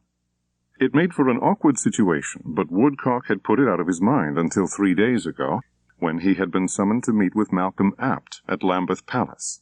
It seems that Malcolm Apt had been visited earlier in the day by a young woman who brought him disturbing news. Well, this young woman's name is Clarissa Morgan, Woodcock said. The same woman you saw with Father Singletary in Broadway, I take it. Woodcock slapped his hands on his knees and leaned forward. Exactly. Smith asked, did she indicate to Reverend Apt what this so-called disturbing news was? No. She told him that she'd been Paul Singletary's lover right up until his death. In fact, she claimed that she'd been with Father Singletary the night before he died, that they'd slept together at her flat. Hardly the stuff blackmail is made of, unless she's married. She's looking for money? Yes, she told Reverend Apt that Singletary owed her a large sum, and that she was not looking for anything more than what had been promised her. She also hinted that if Apt didn't cooperate, she could uncover much unpleasant news about Singletary's involvement with her and with other causes and institutions. Yes, that's what she said. Causes and institutions. Promised her? In return for what? Now, she wouldn't be specific with Apt. She suggested that he call her in a few days. He is naturally reluctant to do that, which is why he contacted me. He wants me to call her. I suppose you'll know a great deal more after that call. How can I help? I thought perhaps you might make the call. Why me? To be candid with you, Mac, the major concern here is to keep our client, the Church of England, as far away from scandal as possible. Far away. The fact that this law firm and I have been closely linked for many years with the Church makes it a bit sticky, if you catch my drift. Also, I thought direct contact might be useful to you in your investigation. Smith rubbed his eyes. On the one hand, he was not interested in trying to resolve an apparent blackmail attempt by Miss Clarissa Morgan. He had other things to do, including enjoying his honeymoon. On the other hand, if she was as close to Paul Singletary as she claimed to have been, she could be a valuable source of information, one he didn't want to walk away from. It's an odd request, but all right, Jeffrey, I'll call her. Woodcock gave Smith notes he'd made during his meeting with Reverend Apt. Written on the bottom were Clarissa Morgan's name and telephone number. You will let me know what comes out of the conversation? Woodcock said. Of course. I'm not sure I'll call her today, but certainly by tomorrow. You'll hear from me. Smith pulled from his jacket the letter of introduction to the Archbishop of Canterbury from Bishop St. James and handed it to Malcolm Apt. Apt read the letter and said, I'm afraid it is quite impossible to meet personally with the Archbishop. I assure you, however, that every aspect of our conversation will be transmitted to him. I will relay to you his responses. As cordial as Apt was being, Smith didn't like him. Smith got to the point. I've come to London for 2 reasons, Reverend Apt. The first is to take my wife of a few months on a honeymoon. The second has to do with the murder of Reverend Paul Singletary. What tragic news that was. It saddened all of us, including the Archbishop. It's my understanding that Paul Singletary had a meeting with you the day before he died. Is that correct? Apt adopted a thoughtful expression. Yes, I suppose it was. I'm trying to fix the time of Reverend Singletary's death. Yes, we met the day before. It is my assumption that the purpose of the meeting was to discuss word of peace. Among other things. Did Reverend Singletary get to speak with the Archbishop? No, he did not. Why did Reverend Singletary feel it necessary to speak with the Archbishop? Was he disappointed when he couldn't? Yes. I was not especially pleased to be the one to tell him that the Archbishop's enthusiasm for word of peace had diminished in recent months. None of us likes to be the bearer of bad news. Why has the Archbishop's enthusiasm diminished? A number of reasons. Some of the movement's leaders are not to the Archbishop's liking. Then, too, there is the matter of money. Money given to word of peace? Yes, Abt sighed. We may be a religion, Mr. Smith, but finances do play an important role in how we conduct and manage our faith. We, too, must deal with a bottom line. Smith decided to be direct. Was Paul Singletary under suspicion by you or the Archbishop concerning use of word of peace funds? Abt answered quickly. No, although Reverend Singletary, for a man caught up in questions of poverty, was not what you'd call the most frugal of men. It's my understanding that Reverend Singletary had intended to return to Washington 2 days after his meeting with you, Smith said. Obviously he returned a day earlier than planned. Do you have any idea why? No idea whatsoever. In fact, I asked how long he was staying, and he told me he was visiting the countryside. Yes, what he said exactly was, your limpid countryside. I remember it well. I hadn't heard anyone describe our countryside before as limpid. Do you know where in the country he intended to visit? No, I really don't. Smith didn't believe him. I remember from conversations with Reverend Singletary that he was especially fond of the Cotswolds. Did he ever talk about his love of that area with you? Abt shook his head. Did Reverend Singletary say anything to you that would give me an idea of what he might have done after his meeting with you? Whom he might have seen, had dinner or tea with, perhaps gone to the theater with? Another flat negative. Smith leaned back on the couch and shook his head. I'm afraid this may have been a wasted meeting, Reverend Abt. Of course I enjoyed meeting you, but I was hoping to gain some insight into Reverend Singletary's movements while he was here. I'm sure you can understand how that could be helpful in solving his murder. Please call on me at any time, Mr. Smith. The driver dispatched by Lambeth Palace returned Smith to his hotel. As he got out, Smith said, Thank you very much. By the way, my name is Mackenzie Smith. He extended his hand through the open driver's window. The driver smiled and shook Smith's hand. Pleasure to serve you, Mr. Smith. Name's Bob. Smith went to the suite and called the Buckland Manor in Broadway. Would you have a room for 2 nights beginning tomorrow? Yes, sir, we do. Look, this is sort of a honeymoon for us. I'd appreciate the best room you have. The vaulted room is available. It's our finest. Smith gave his credit card number and hung up. His next call was to the number for Clarissa Morgan, given him by Geoffrey Woodcock. Miss Morgan, my name is Mackenzie Smith. I'm an American attorney representing National Cathedral in Washington, D.C. I was also a friend of Reverend Paul Singletary. Yes? I've been asked to call regarding certain claims made by you to Reverend Malcolm Abt at Lambeth Palace. There was a pause. Why would you call me about this? Because of my close involvement with the Washington Cathedral and Reverend Singletary. One of my purposes in London is to try and trace his movements just prior to his return to Washington and his murder. I understand you were with him the night before. Mr. Smith, I find this most distressing. I don't know who the hell you are. You make certain claims, but as far as I know, you're nothing more than a very glib, obscene caller. Smith had to laugh. Miss Morgan, I may be many things, but certainly not that. Would you be willing to spend half an hour with me? I think this might work a lot better in person. She sighed. I assure you I am what I represent myself to be, and that I might be able to resolve your claim, but only if we talk. I'm busy tonight. Fine. He thought to try softening her up, and maybe open her up. My wife and I are going to the country tomorrow, to the Cotswolds. Are you familiar with a hotel there called Buckland Manor? No.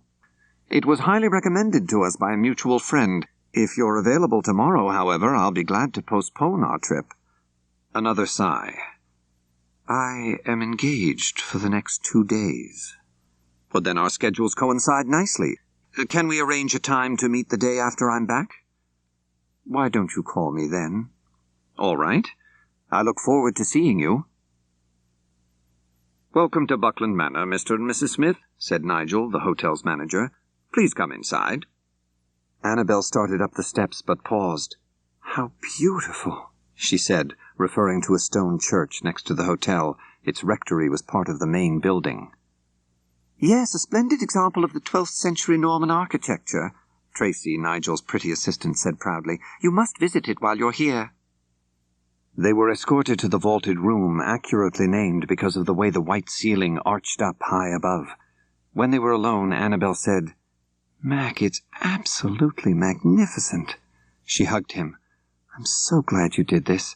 I knew you were smart, but this was a stroke of brilliance."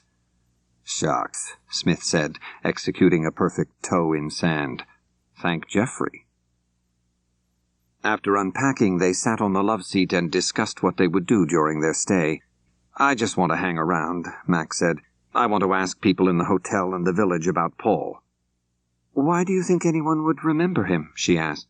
"As far as you know, he was only here once, the weekend Woodcock and his wife bumped into him." "Yes, I know, but I have this feeling that he had more of a connection to this place than that. It's my understanding that he always incorporated a trip to the country when he was in London on business. He told Reverend Apt that he intended to spend the next day in, as Apt recalls, the limpid countryside. And then there's Clarissa Morgan denying she knows of this hotel. Of course, that could just be embarrassment at having spent a clandestine weekend with a priest. I don't know, Annabel. I just wouldn't feel right not following up on it."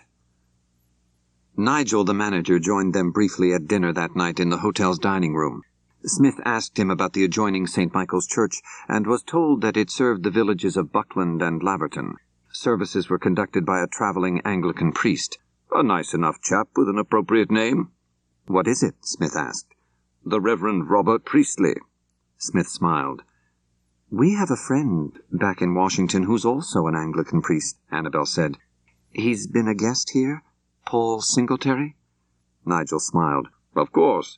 Reverend Singletary has been here on more than one occasion. He and Reverend Priestley are good friends." "I see," Smith said. "I hope we have a chance to meet Reverend Priestley." "You undoubtedly will," Nigel said.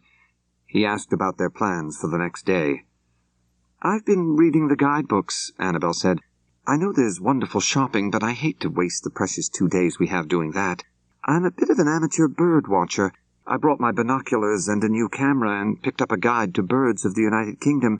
Maybe I'll just spend tomorrow walking and looking." "Sounds like a splendid idea," said Nigel. "We have a special map for walkers. I'll see that you have it straight away." "Wonderful." Annabel looked at Smith. "Feel like joining me, Mac?" "Do you mind if I don't?" "Not at all. You do your snooping around, and I'll spend the day with nature." The next morning they enjoyed a sumptuous, full English breakfast. Annabel wore a navy blue sweatsuit and sneakers and carried a warm jacket.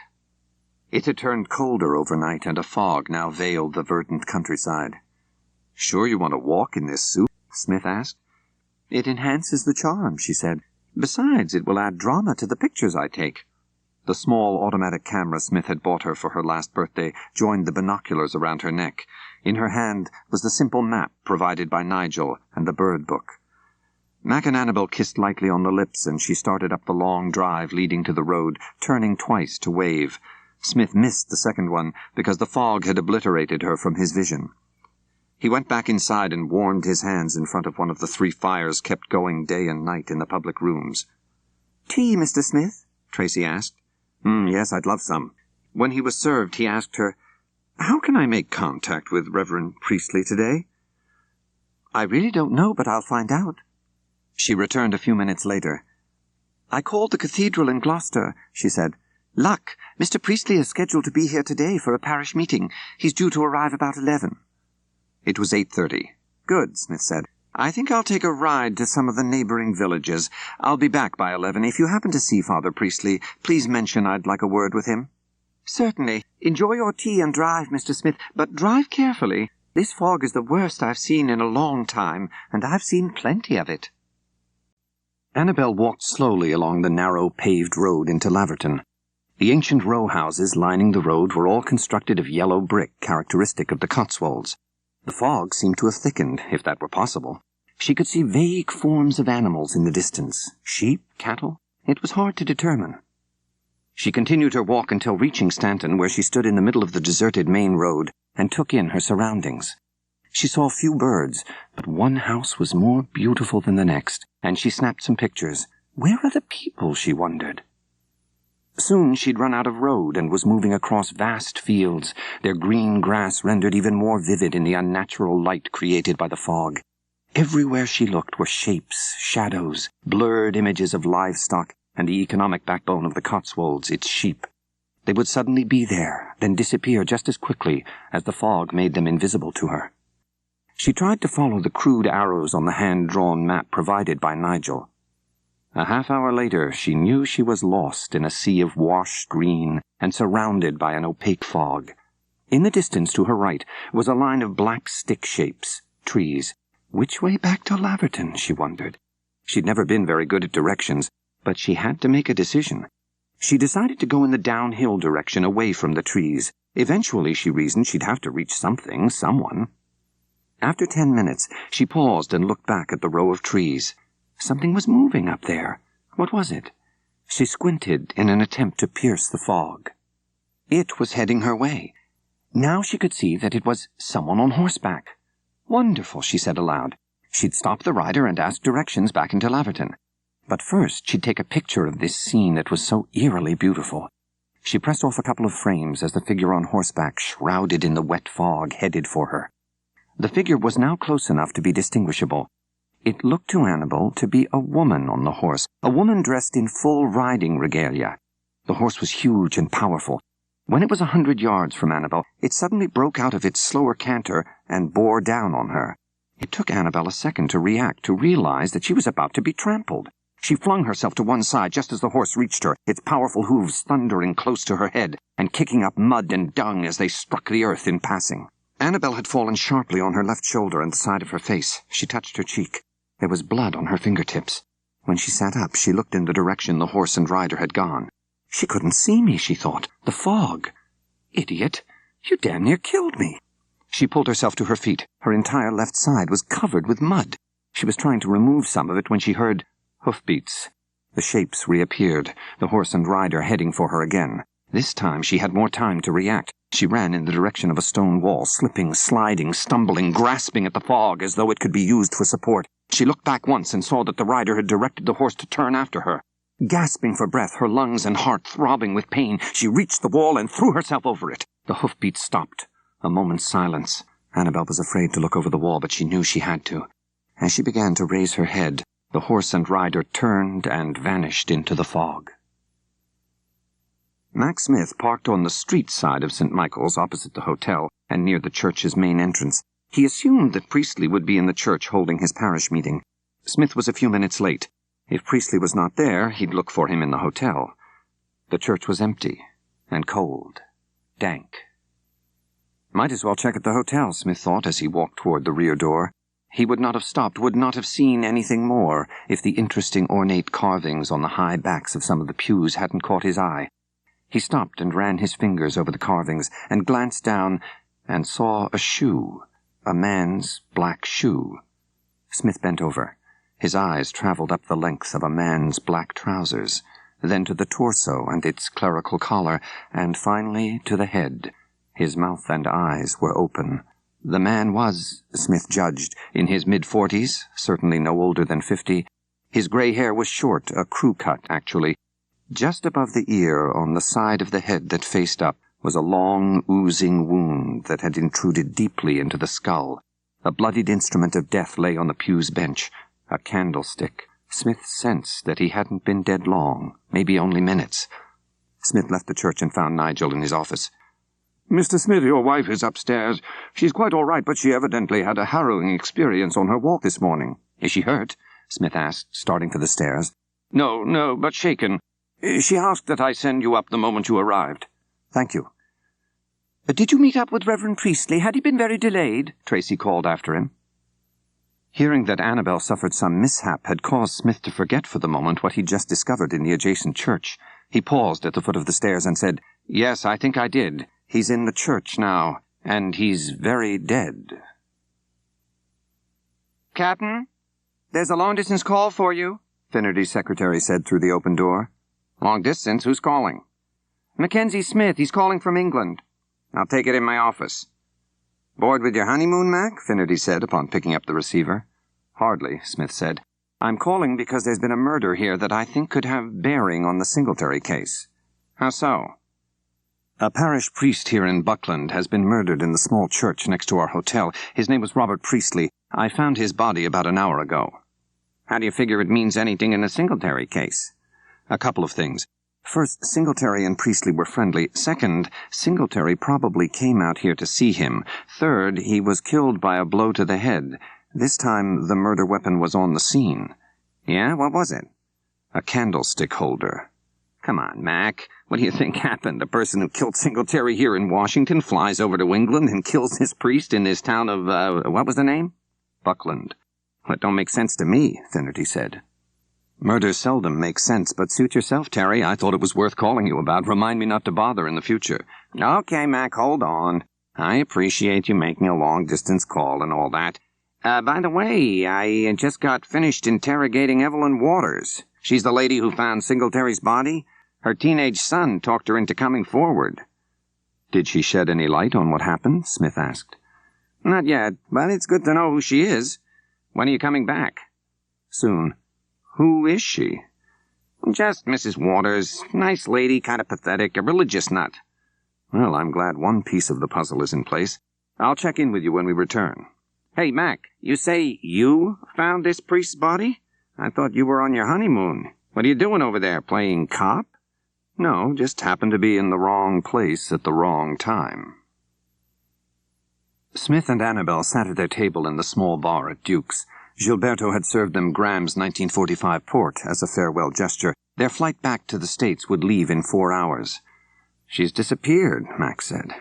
After calling her number all yesterday, I got hold of Geoffrey Woodcock. This morning he went to her apartment, and it was empty. The landlord let him in. The place was bare, not a trace. That sends a message, doesn't it? Annabel said. It sure does. This Clarissa Morgan puts the arm on church officials at Lambeth Palace. She claims she's owed money because of Paul Singletary. The church contacts Woodcock, and Woodcock has me call her. And she's hardly what you'd consider friendly on the phone. She does promise to get together when we get back. She obviously can't pursue her claim, call it blackmail, if she can't be found. They had been interrogated in Buckland by local authorities and had spent 2 hours in the sheep meadows where they had found Annabel's camera. The investigating officer had confiscated the roll of film in the camera, but Mac gave him their Washington address and was assured a set of prints would be sent there by courier. Hate to say it, Annabel murmured, but the pictures probably won't amount to much with all that fog. I did have fast film, though. After the authorities had left, Mac and Annabel had sat with Nigel and Tracy. Mac brought up Paul Singletary again. What did he do when he was here? Smith asked Nigel. Relaxed, I suppose, Nigel said. He had a favorite room, one facing the gardens behind the hotel. He was here one weekend with an attractive woman named Morgan. Do you recall that? Yes, I do. Was that the only time he came here with a woman? Annabel asked. Tracy said, Yes, I think it was. Did they see anyone else while they were here? Smith asked. No, they kept very much to themselves, which would be expected, Nigel said. Except, of course, for Reverend Priestley. As I told you at dinner, they were close friends. Because they were fellow priests? More than that. I overheard them talking one day in the library, Nigel said. They evidently went back a long way, perhaps to university. Anything else you remember about the conversation you heard? Not really. Did Reverend Singletary and Reverend Priestley get together the weekend Singletary was here with Miss Morgan? Annabel asked. Nigel and Tracy shook their heads. I don't recall, Nigel said. Well, you've been very generous with your time and information, Smith said. I think we'd better head back to London. When they arrived at home, the grating electronic voice on the answering machine informed them that there were 11 messages. Mac noted the names and numbers on a yellow legal pad. Some could wait. Calls from Bishop St. James, Terry Finnerty, and Tony Buffalino would be answered immediately. He called the bishop first and told him about Annabel's strange experience while walking in the fields and of the murder of the parish priest, Robert Priestley. Was there any connection between Paul and this Reverend Priestley? The bishop asked. There was a specific link between them. They evidently knew each other pretty well and often spent time together when Paul was in England. I'll fill you in on this tomorrow. I have a class in the morning, but thought I'd come by the cathedral after that. I should be there about noon. Smith failed to connect with Finnerty, but reached Tony Buffalino at his club, the Spotlight Room. Smith asked when they could get together. How about tonight? Annabelle is exhausted, but I'll be there in a half hour. There weren't many customers in Tony's place, and the show hadn't started, for which Smith was grateful. 3 bored musicians played slow music with a backbeat. A couple danced. Buffalino handed Mac a folder. Mac put on half glasses and read it. "What do you think?" Buffalino asked. "Pretty thorough," Smith said. "A lot of it I know, but there are some interesting items in here. This reference to his military service? Where did you get that?" "I got a friend in military records in St. Louis. She gave it to me over the phone." "I'm not sure I understand this joint commission Reverend Singletary was assigned to. It says here he served aboard a destroyer that had been outfitted with sensitive classified gear, and that the crew was made up of American, British, and French naval personnel. What else do you know about that?" "What you see is what you get, Mac. What caught my eye was how short a time he served. Less than a year. I guess clergy don't get put on extended assignments." "I'm not sure that's true, but it's worth checking into. There's no reference here to the type of discharge he was given." "I asked my friend in St. Louis about that. She said the only notation in his file was discharge official." "I never heard of that designation before, but I suppose all discharges are official," Smith said. "I'll check it out," Buffalino said, scribbling a note on the folder. The other papers in the file were not as neatly organized as the first, and Buffalino read from them. Smith stopped him when he got to Singletary's travel itinerary back to Washington the day of the murder. "You say he arrived at 2:30 in the afternoon at Kennedy Airport in New York and took a shuttle to Washington from LaGuardia. That would place him back here at approximately 5 o'clock. "Right. Anything else about his trip home?" Buffalino smiled. "Yeah, there is. Seems he was accompanied by a foxy lady." "Really? Another friend in strange places tell you that?" "As a matter of fact, yeah. I got this gal I used to see once in a while, between marriages, of course, and she works in crew scheduling. I told her I needed the names of the stewardesses who worked the flight from London to JFK that Singletary was on, and she gave them to me." "They're not called stewardesses anymore, Tony. They're called flight attendants." "They were all coffee, tea, or me to me.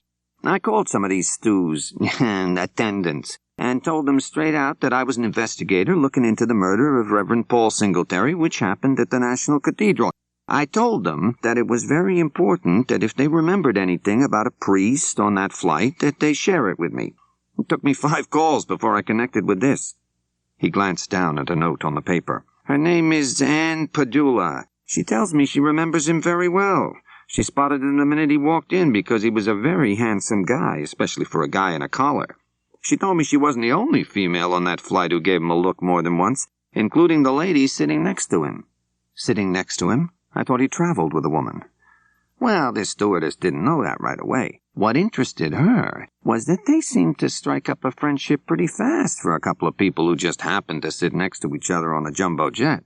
Then she gets talking to both of them, and she gets a sense that even though they came on the plane separate, they knew each other from before. She tells me that she becomes convinced that they came on board separately for deliberate reasons."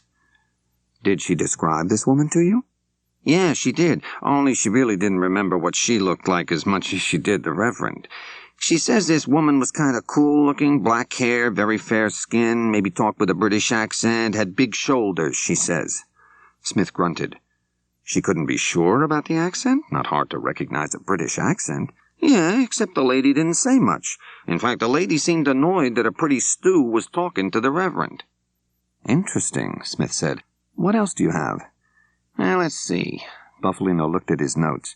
"Nothing except, there's an interesting jurisdictional dispute going on with this case." "How so?" "MPD, Finnerty. You know him pretty good. Finnerty and the MPD start out investigating the murder like any D.C. homicide. Then it gets interesting. MPD sent guys to Singletary's apartment. Routine, right?" Smith nodded. "But I hear from some friends I got in the department that anything having to do with Singletary's apartment, personal life, clothes, all of it has been put under wraps by another agency." "Which agency? The FBI?" Buffalino shook his head and smiled again. "The Navy." Buffalino glanced down at his notes again. "Naval Investigative Services, to be exact." "Because of the time he spent in the Navy, short as it was?" Smith was almost talking to himself. Buffalino shrugged. "Beats me, but that's the word I get." Want me to keep going? Yes, I do. I want you to find out whether a woman named Clarissa Morgan was in Washington the day of Paul Singletary's murder. It's likely that she was the woman with him on the flight from London. I also want you to start running some background checks on various Cathedral personnel as you get time. Start with a Canon Nicholson, the music director, and do a couple of clergy, Reverend Jonathan Merle and Reverend Carolyn Armstrong. Maybe a few other names I'll give you later. Carolyn? She's a priest? A beautiful one, as it happens. We're talking Episcopal here, Tony, not Catholic. I also want you to see what you can find out about this naval intelligence interest in the case. While you're at it, see if there's anything going on at MPD that hasn't been publicly announced. In other words, keep digging on all fronts and keep me informed. Bufalino had a way of asking for money without having to say it. Smith had brought a check with him. He handed it to his oddball investigator. Thanks, Mac. You in town for the next couple of days? Absolutely. Good. I'll be in touch. A Boeing 707 with U.S. Navy painted on its tail entered the airspace of Andrews Air Force Base and taxied up to a long gray limousine with tinted windows.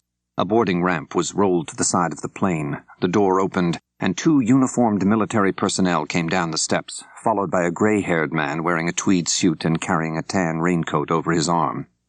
Another naval officer who'd been in the limousine approached the visitor when he reached the bottom of the steps and extended his hand. Captain Eli, U.S. Navy, Mr. Layton. Hope your flight was smooth. Yes, quite, Layton said. Damn foggy in London. Wondered if we'd get off. Captain Eli escorted the assistant director of MI5's B Division to the limousine and climbed in the back seat with him. The driver had received his instructions before the plane's arrival and immediately drove off, taking Maryland Highway 4. He stayed on the road after crossing the District of Columbia line until reaching the historic Washington Navy Yard. They pulled up in front of the administration building. Their credentials were checked at a desk inside the door, and a phone call was made. You can go up now, Layton and Eli were told. A few minutes later, they entered the office of Rear Admiral Stuart Zachary, Chief of Operations for Naval Investigative Services. With him were Rudolph Caput of the FBI's Counter-Espionage Division, CIA Representative Robert Wilson, and Louis Malvez of the State Department's European section.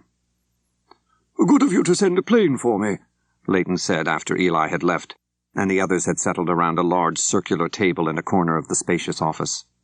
We appreciate your agreeing to come on such short notice, Mr. Layton, Admiral Zachary said. We thought it was important enough to do whatever we could to expedite this meeting, especially in light of the death of Reverend Priestley in Buckland. Yes, tragic affair, Layton said. The report the agency received last night was confusing, Brett, Wilson said. Frankly, I'm not especially interested in your reports, Malvez from State said in a voice that matched his bellicose face. This whole affair has greater diplomatic implications than your reports consider. Admiral Zachary said to Wilson and Caput, Let's bear in mind, gentlemen, that this is still a Naval Intelligence Service operation. We appreciate what help the CIA and FBI have given us, but it remains our ultimate responsibility.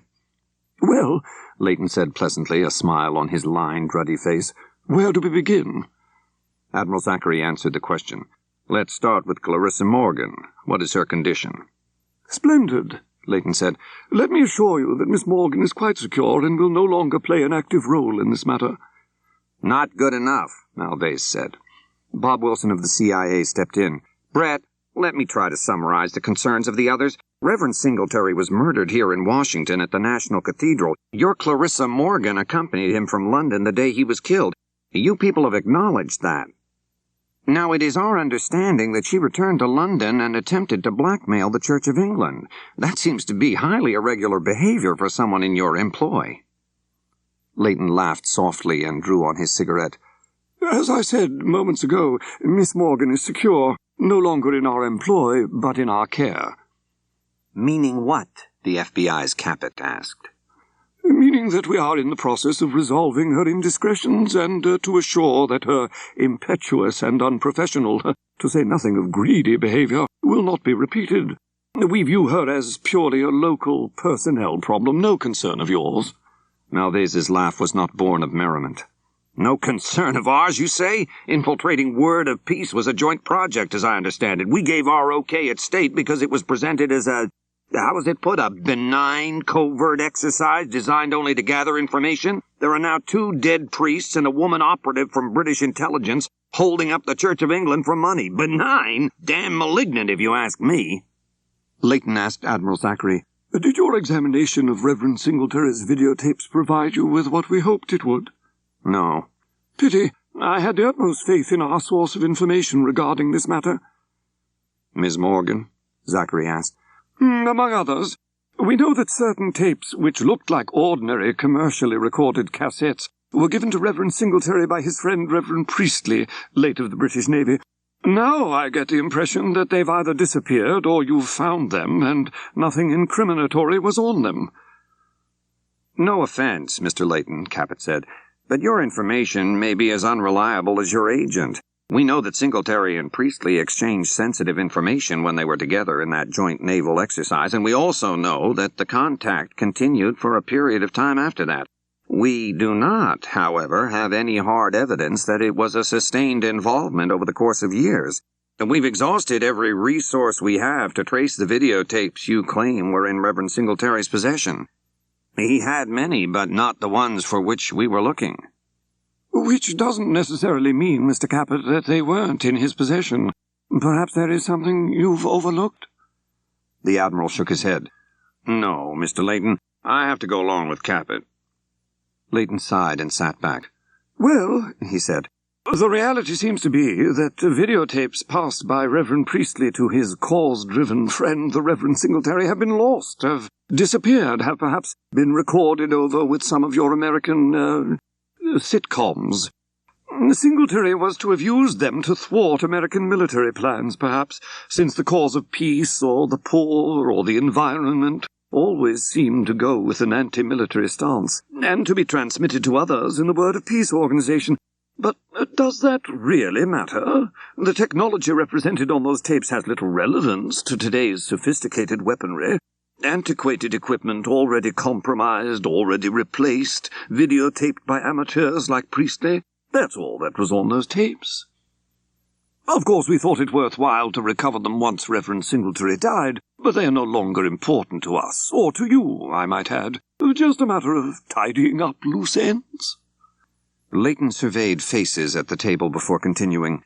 It would have been nice to have the tapes, but they would have had considerably more value when Reverend Singletary was alive, helped to keep him in line. The question now is how his death compromises our effectiveness within this bloody so-called peace movement. It seems the loss of Priestley would pose a bigger problem in that regard, Caput said. Not really. Priestley was a decent chap who served his purpose in a peripheral way. He did, after all, introduce Miss Morgan to Reverend Singletary as instructed, a regular Cupid. He was, you see, our man. Leighton stubbed out his cigarette. And strictly another personnel problem you resolved locally? Caput said. Leighton didn't respond immediately.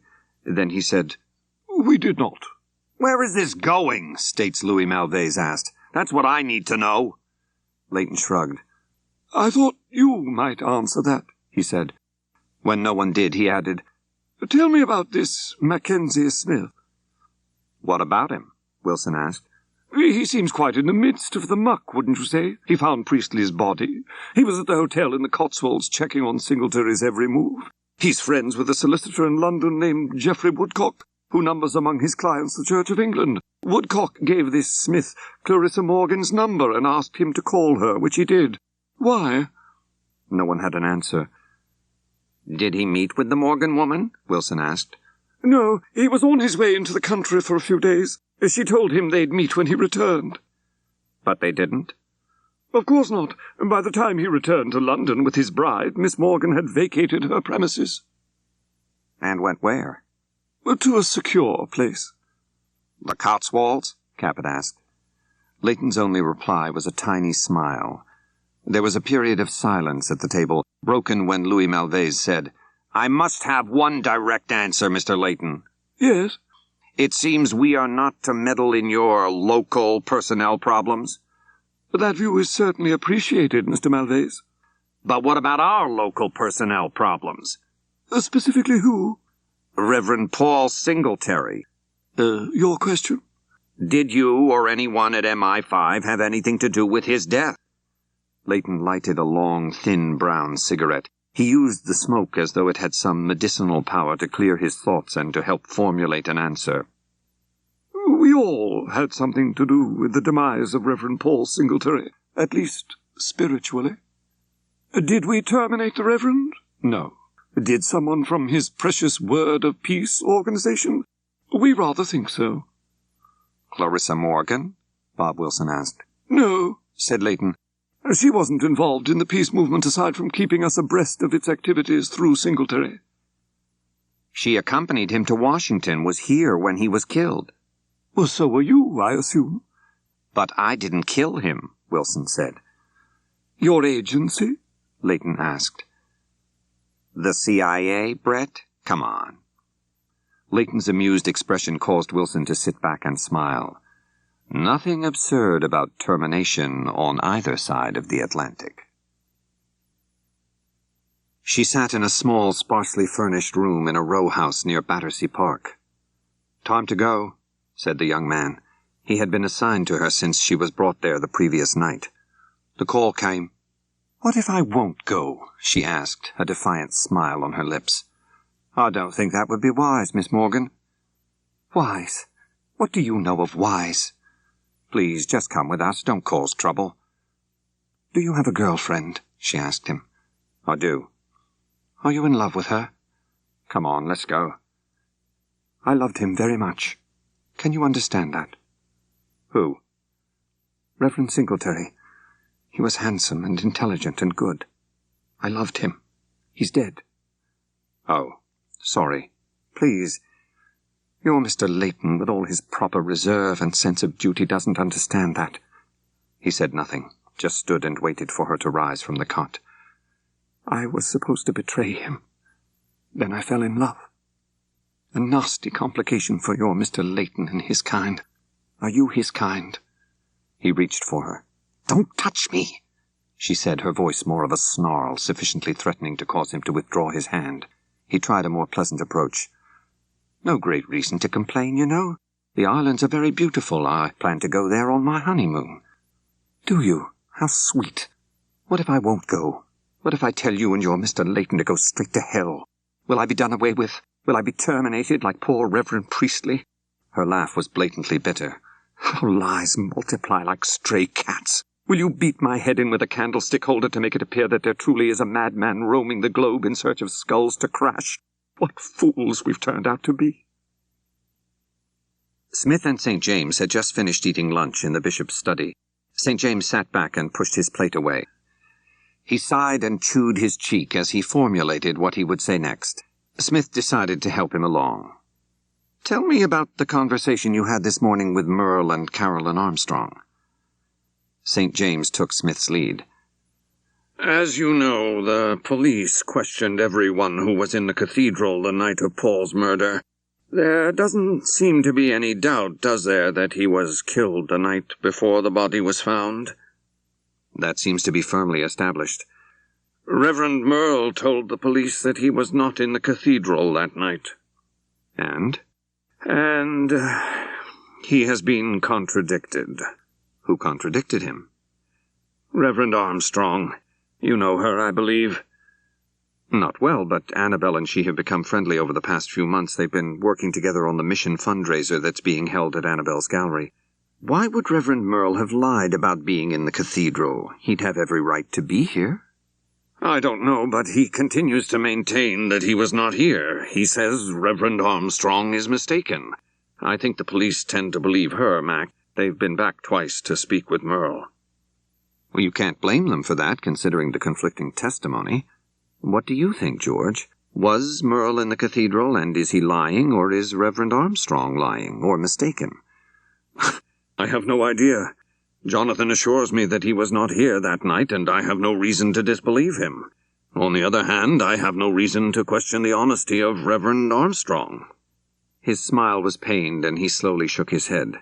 It almost doesn't matter who is telling the truth.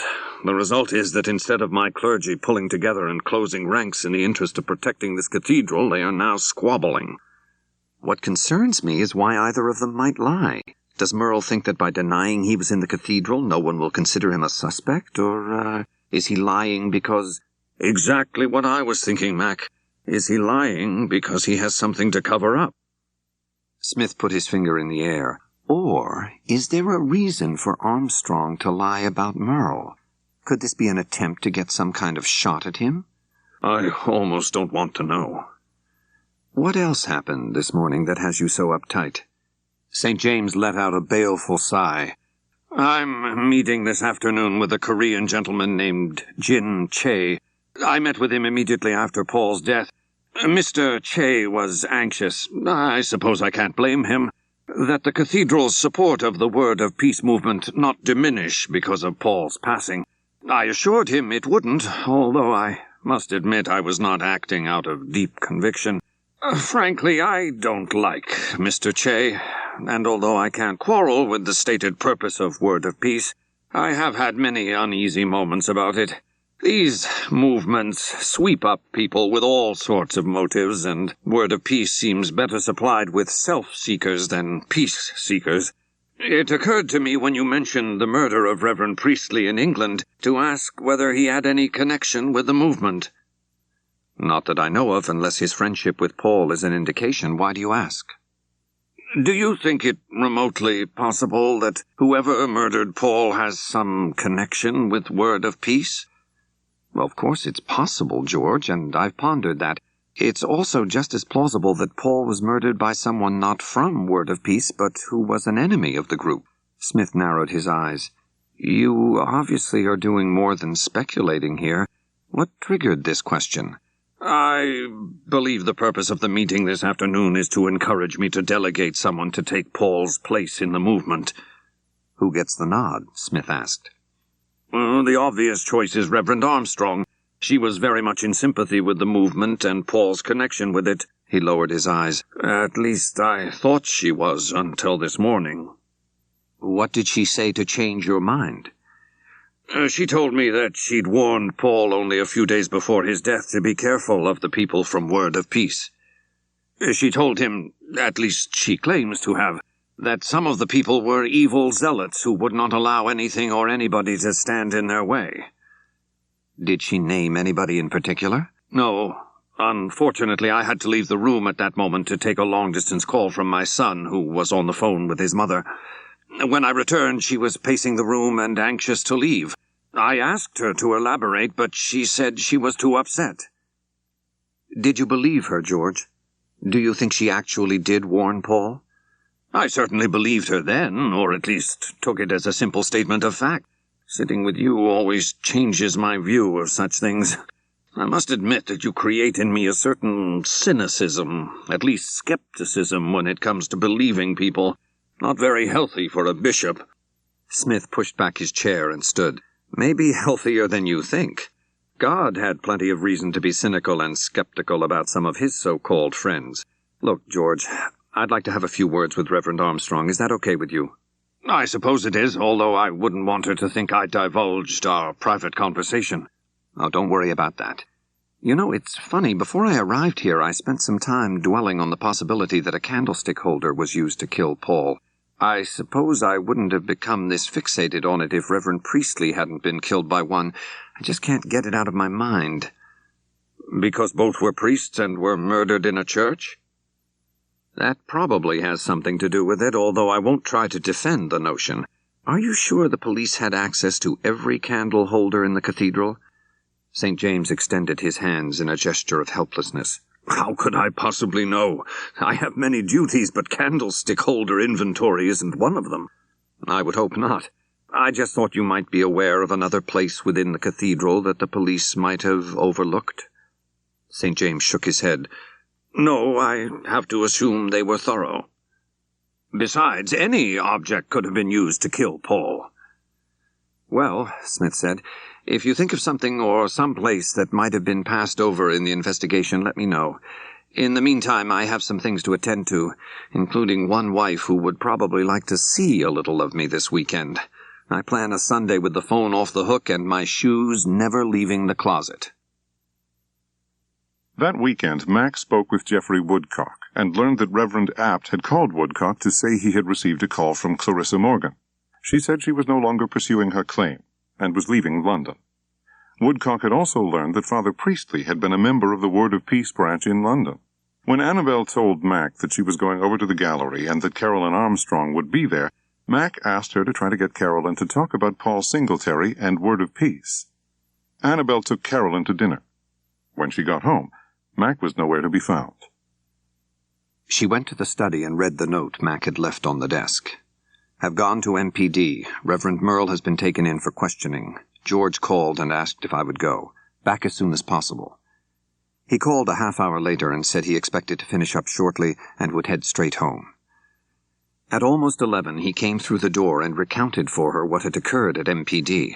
Merle had been asked late in the afternoon to make himself available for questioning. Initially he'd balked, but changed his mind after conferring with Bishop St. James, and went with 2 detectives to MPD headquarters. The questioning focused on 2 things. First, the inconsistency in his story about being in the cathedral the night of Singletary's murder. He stuck to it, claimed he'd retired to his apartment across the street in the Satterley apartment building, where he spent the evening preparing a sermon he was to give the following Sunday. He had no one to verify that, nor could he explain why Reverend Armstrong would claim to have seen him in the cathedral that night. The other line of questioning had to do with rumors that Merle's personal dislike of Paul Singletary was intense. Merle did not deny that, although he repeatedly said that his feelings about Singletary, about any human being for that matter, could never be strong enough to wish him bodily harm. "How did the police accept his answers?" Annabel asked. "Well, I don't think they seriously consider him a suspect, but you never know. I'm just glad I was there as his counsel." "That was your official role?" "Yes." "Then you're in all the way?" "I now have a client named Reverend Jonathan Merle, if that's what you mean." "Damn," she said. "We'll see what develops next. Enough of this. Tell me about your dinner with Caroline Armstrong." "Well, let's see. We had dinner at the Georgetown Bar and Grill. She told me that she had warned Paul early on about his involvement in Word of Peace. She said she asked him to get out, but he sort of laughed it off, according to her." "Was she specific about any of the people in Word of Peace who might have been a threat to his life?" "No, although I had a feeling that there could be a person or two whom she knew more about than she was willing to share with me. Nothing more than that, Mac, a feeling. Anyway, I asked plainly whether she thought someone from Word of Peace had murdered Paul. She said she thought it was a possibility, but then she focused more on Merle. She told me that Merle was a warped and evil man, paranoid, jealous of Paul, and a man she felt was sufficiently unbalanced to have done such an act." They changed and climbed into bed. Just before they turned off the lights, Annabel said, "There's one more thing I should mention about my dinner with Caroline." "What's that?" "She was madly in love with him, Mac, and I think it even went beyond that. I think they were in the midst of an affair, a very serious one, when he was killed." "She said that?" "She didn't have to. Trust me. Good night, Mac. Sleep tight." "Yes, Jonathan?" St. James said after Merle had knocked on his study door and had been invited to enter. Merle sat in a chair across the desk from the bishop and stared at him. "Jonathan, is something wrong?" St. James asked. "You look deeply troubled." "Aye," Merle started to say, then fell silent. St. James drew a deep breath and allowed his body to slump. Was he about to hear that Merle had murdered Paul? He silently said a quick prayer. "Dear God, please do not let it be that." Merle spoke in a monotone. "I was treated like a common criminal. I sat in a room where the dregs of society sit and was subjected to the same scorn. The only difference is that they deserve it, I do not." He leaned forward. "I have been forced to suffer such debasement and degradation while the one who should walks free." St. James sat up straight. "What do you mean? Are you saying you know who killed Paul?" Merle's face opened up, blossomed as though he had awakened from a deep sleep. "Yes," he said. "She is a slut," Merle said. "She is a slut? Jonathan, to whom are you referring?" "Reverend Armstrong." "Oh, my God," St. James said, bringing his hand to his face and rubbing his eyes. Merle was now more animated. "Don't you see? She shared his bed, she slept with him, fed his carnal instincts." "Jonathan, you are saying that Reverend Armstrong and Reverend Singletary had an affair?" "Of course," he said. "Everyone was aware of it. I knew it long ago, didn't you?" "No, I did not, and I am not sure I know it now. How can you make such an accusation? Do you have proof of this?" Merle's smile widened. "Oh, my dear friend and bishop, it has been going on under your nose for so very long." St. James abruptly went to the window and looked out over the close. "Are you saying that not only did Reverend Armstrong and Reverend Singletary have an affair, but that she murdered him as a result of it?" "Yes, of course," Merle said in a voice that had gained volume. "Yes, that is what happened." Bishop St. James released his grip on the drapes and turned to face his priest. "I pray that you are wrong, Jonathan." It had naturally occurred to the bishop that Merle's statements might represent nothing more than tit for tat. Caroline Armstrong had implicated Merle in the Singletary case. Was this a misguided attempt to get even? More disconcerting was the question of whether this was a way of turning the spotlight from himself to Armstrong because perhaps he was in the cathedral that night and had murdered Singletary. The bishop said, "Mackenzie Smith has been extremely helpful in every aspect of this unfortunate situation. He is a friend of both this cathedral and me. I would like you to tell him what you told me. I trust his judgment. Will you do that, Jonathan?" "Yes." Canon Wilfred Nicholson, the National Cathedral's musical director, seldom came home for lunch, but that afternoon he surprised his wife Jennifer. He had some startling news for her. He was resigning his post at the cathedral and had accepted a new position as music director at St. Paul's in San Francisco. He, Jennifer, and their 2 daughters would be moving there in a week. Jennifer was hurt that her husband hadn't discussed any of this with her, but she knew better than to argue since her husband had a violent temper. The next morning, Smith sat in the bishop's study with St. James and Merle. Merle told Smith what he'd told the bishop. "Reverend Merle, what you say is interesting, of course," said Smith. "But as an attorney, I have to question the validity of it. You've told me nothing that would stand up as tangible evidence. Was Reverend Armstrong in the cathedral the night of Reverend Singletary's murder?" "Yes, she was." "Well, how would you know that?" Smith asked. "You said you weren't here that night." The priest said calmly, "She was scheduled that evening to counsel a group of young couples who are planning to marry and to prepare a slide presentation in the auditorium upstairs off the conference center." "Do you know how late Reverend Armstrong stayed in the cathedral?" "I don't know exactly how late, but it had to be at least 10. "Why?" Because the slide presentation was extensive." "You've seen it?" "No, but I've been told about it." Merle was not quite as composed as when the conversation started. Now his eyes were in motion, and he picked at the skin on the palm of one of his hands. Rather sharply he said, "You want tangible evidence?" His mouth unfurled in a victorious smile. "Here's one piece of it. A week before Singletary died, I was privy to a conversation between him and Caroline Armstrong. They didn't know I was listening. I suppose they assumed no one was able to overhear them. They were wrong." "Where did this conversation take place?" Smith asked. "By the Garth fountain outside of Good Shepherd." "Where were you that you could hear this conversation?" "In Good Shepherd. I'd gone there to pray. The window was open and I heard them. I heard her accuse him of betraying her, of being unfaithful to her." Smith glanced at the bishop before asking his next question. "Did she get more specific?" "Yes, as a matter of fact, she did. She accused him of having an affair with another woman.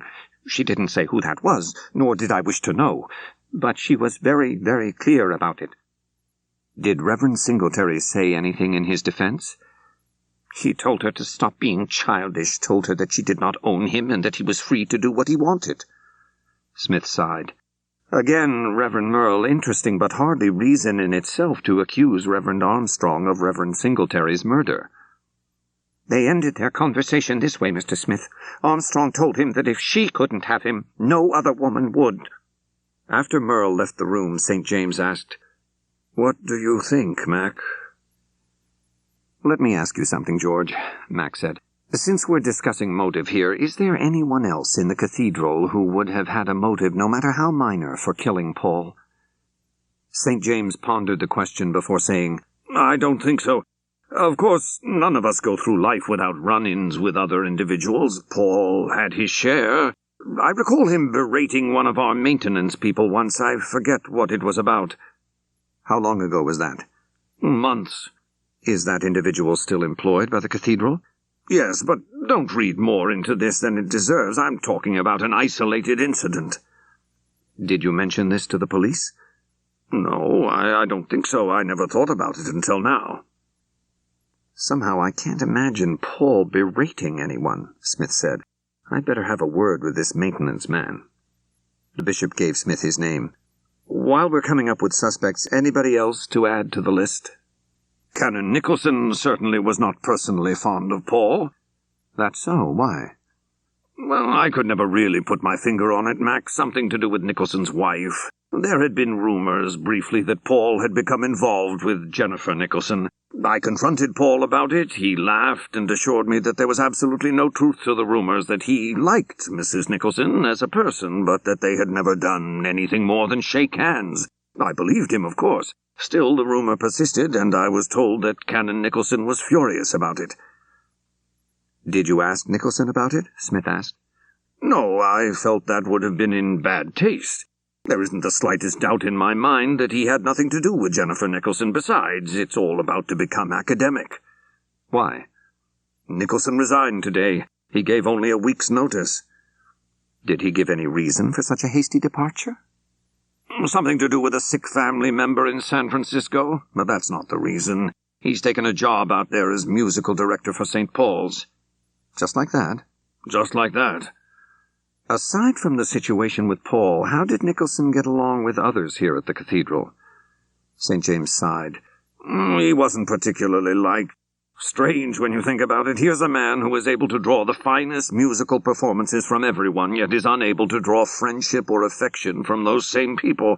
No, he did not make many friends here. He laughed. Our students refer to him as Willie Nickel. They occasionally complain to me about it, but children often do that when having to deal with someone like Nicholson who demands the best of them. After Smith left his meeting with the bishop and Merle, he went home to wait for Tony Buffalino to arrive. Buffalino had called the night before, saying he had some interesting information. He arrived showing signs of his old excitement. First of all, Mac, you told me to check into the backgrounds of the two Reverends Merle and Armstrong. What I came up with ain't World War III, but I think it's worth passing on. I'm all ears, Smith said.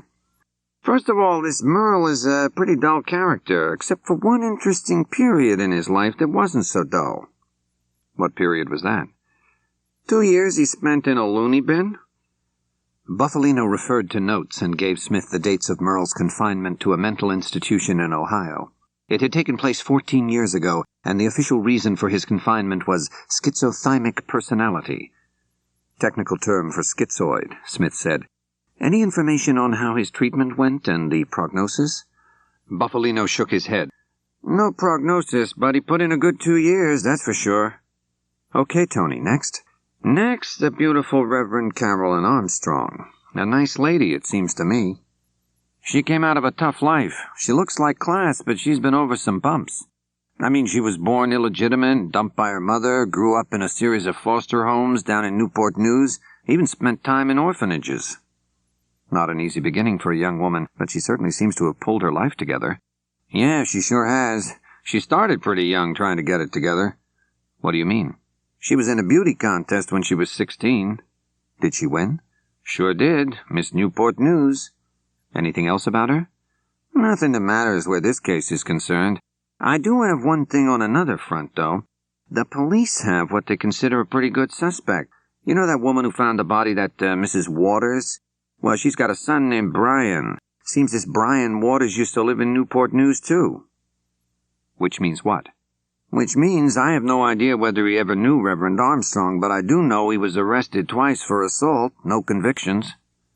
MPD likes him as a suspect? Yep.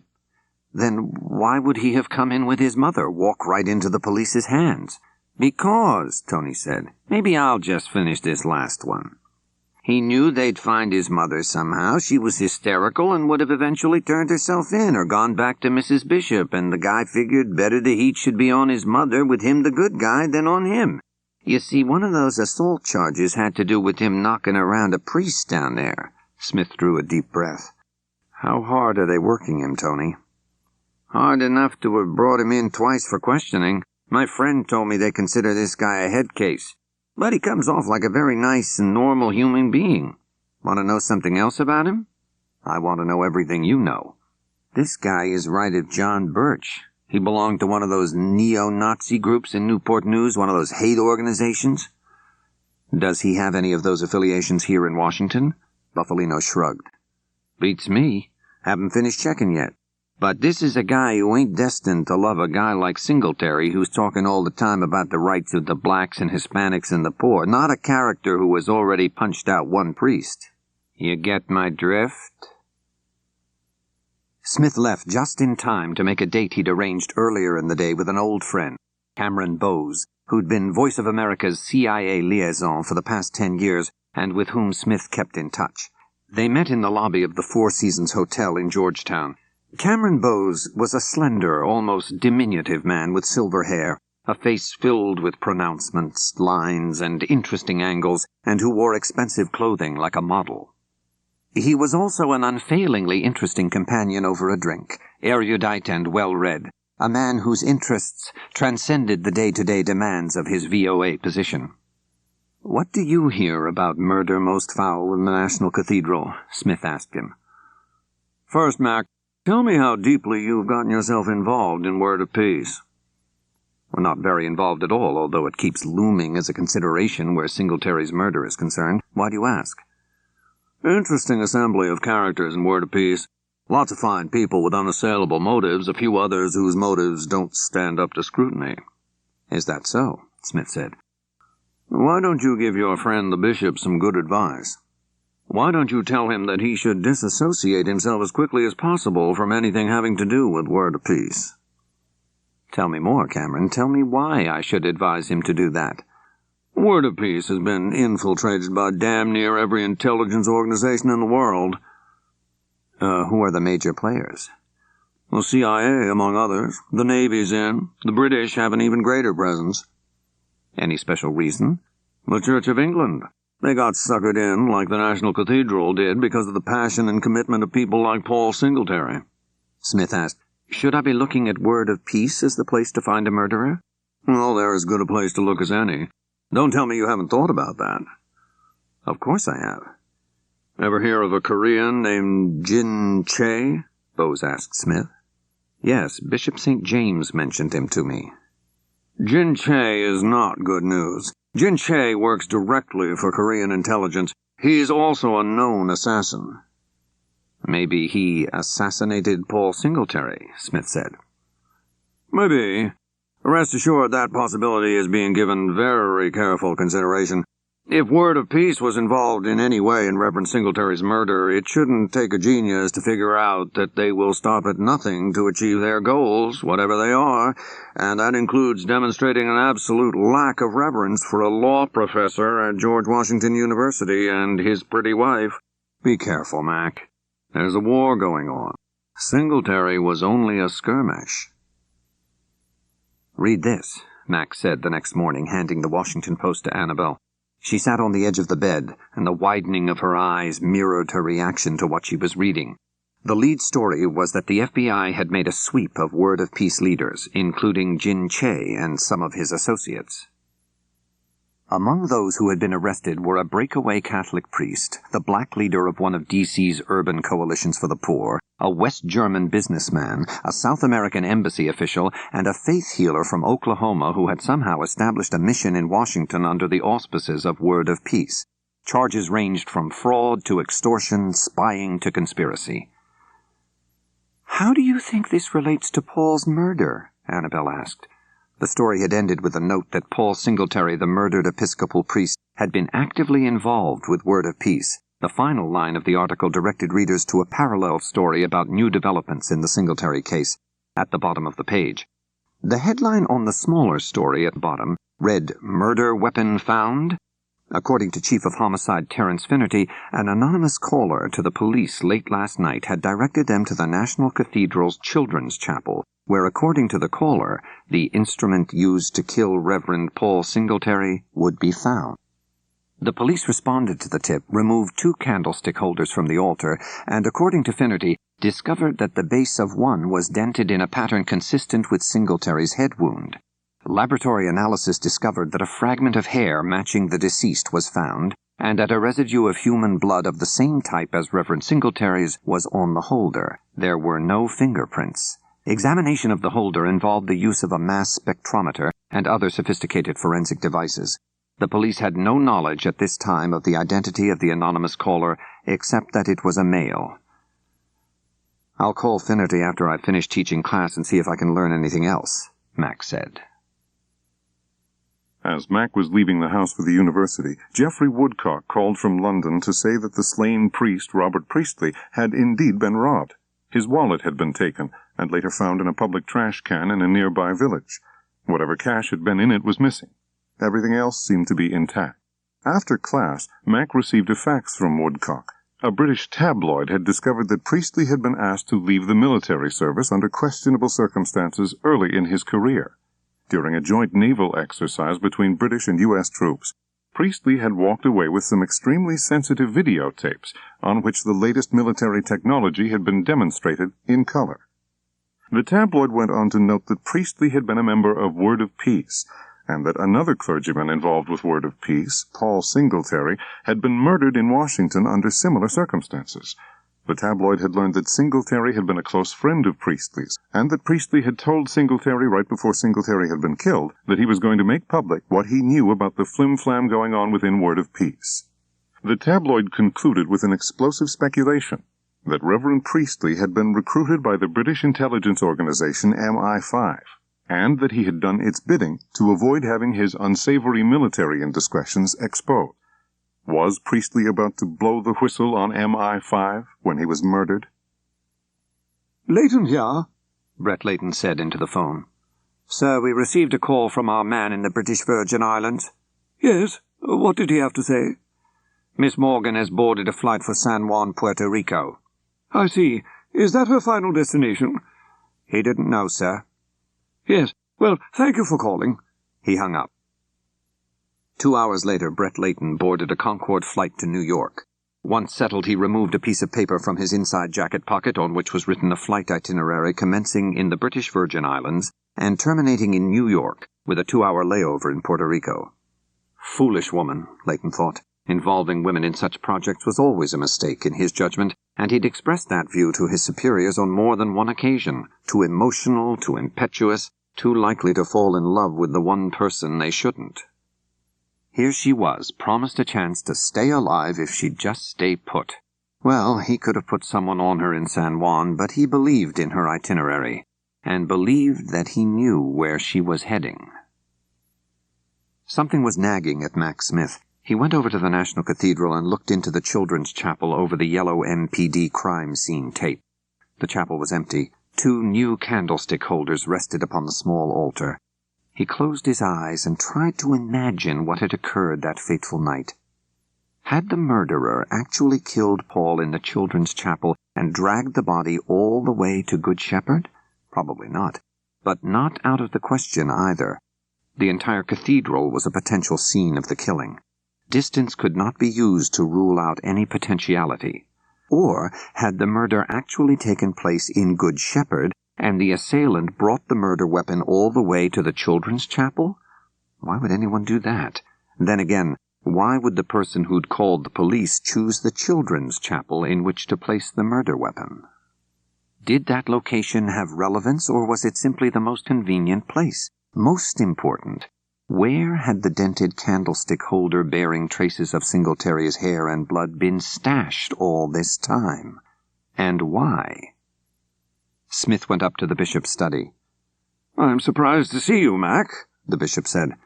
"I didn't mean to barge in, but—" St. James shook his head. "Here I am being dishonest. The fact is, I did expect to see you. If not today, certainly within the next few days. You know, don't you?" About the candlestick holder? About the call to MPD telling them it was in the children's chapel? Yes, I read it in the Post. I didn't know as fact that the caller was you, but I had a pretty strong feeling.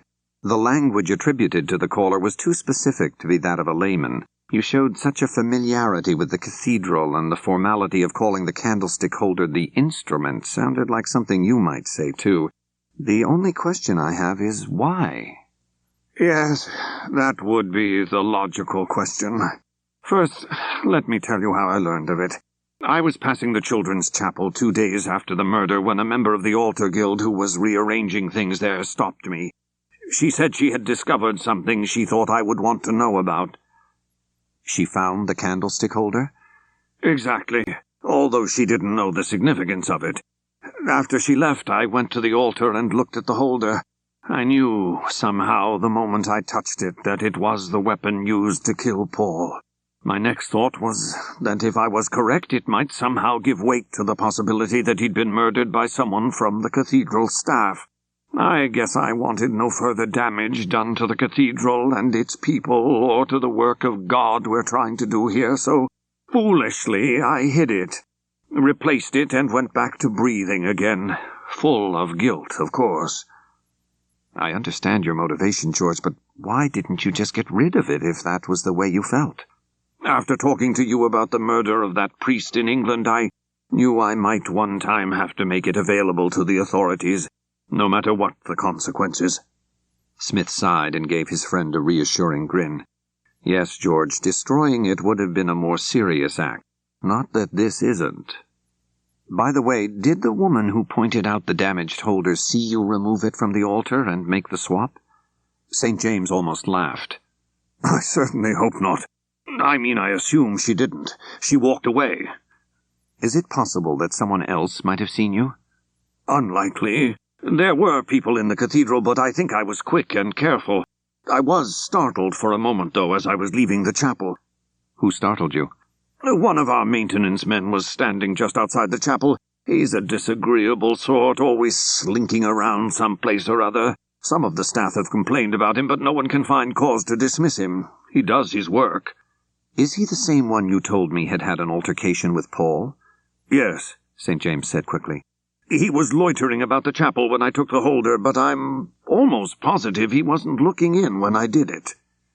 Let's hope so. I may talk to him. I'm glad you called the police, George. As far as I'm concerned, we may be able to think that it never happened. Smith left the bishop for a workout at the Yale field house. He arrived back home at 4:30. There were the usual variety of messages on the machine, but the last one was less usual. It stopped him cold. Mr. Smith, this is Clarissa Morgan. I trust you remember me from our brief telephone conversation in London. Sorry to have broken our date, but circumstances seemed to dictate it.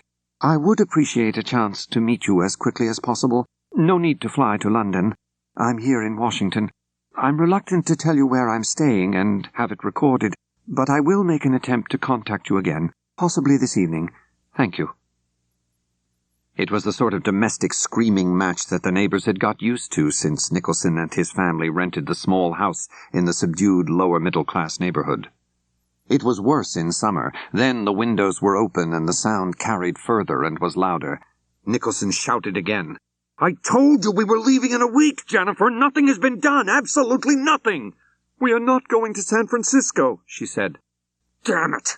He sent a row of books from a low bookcase flying to the floor. You will do what I say. His anger had not abated, but he lowered his voice and thrust his face at her.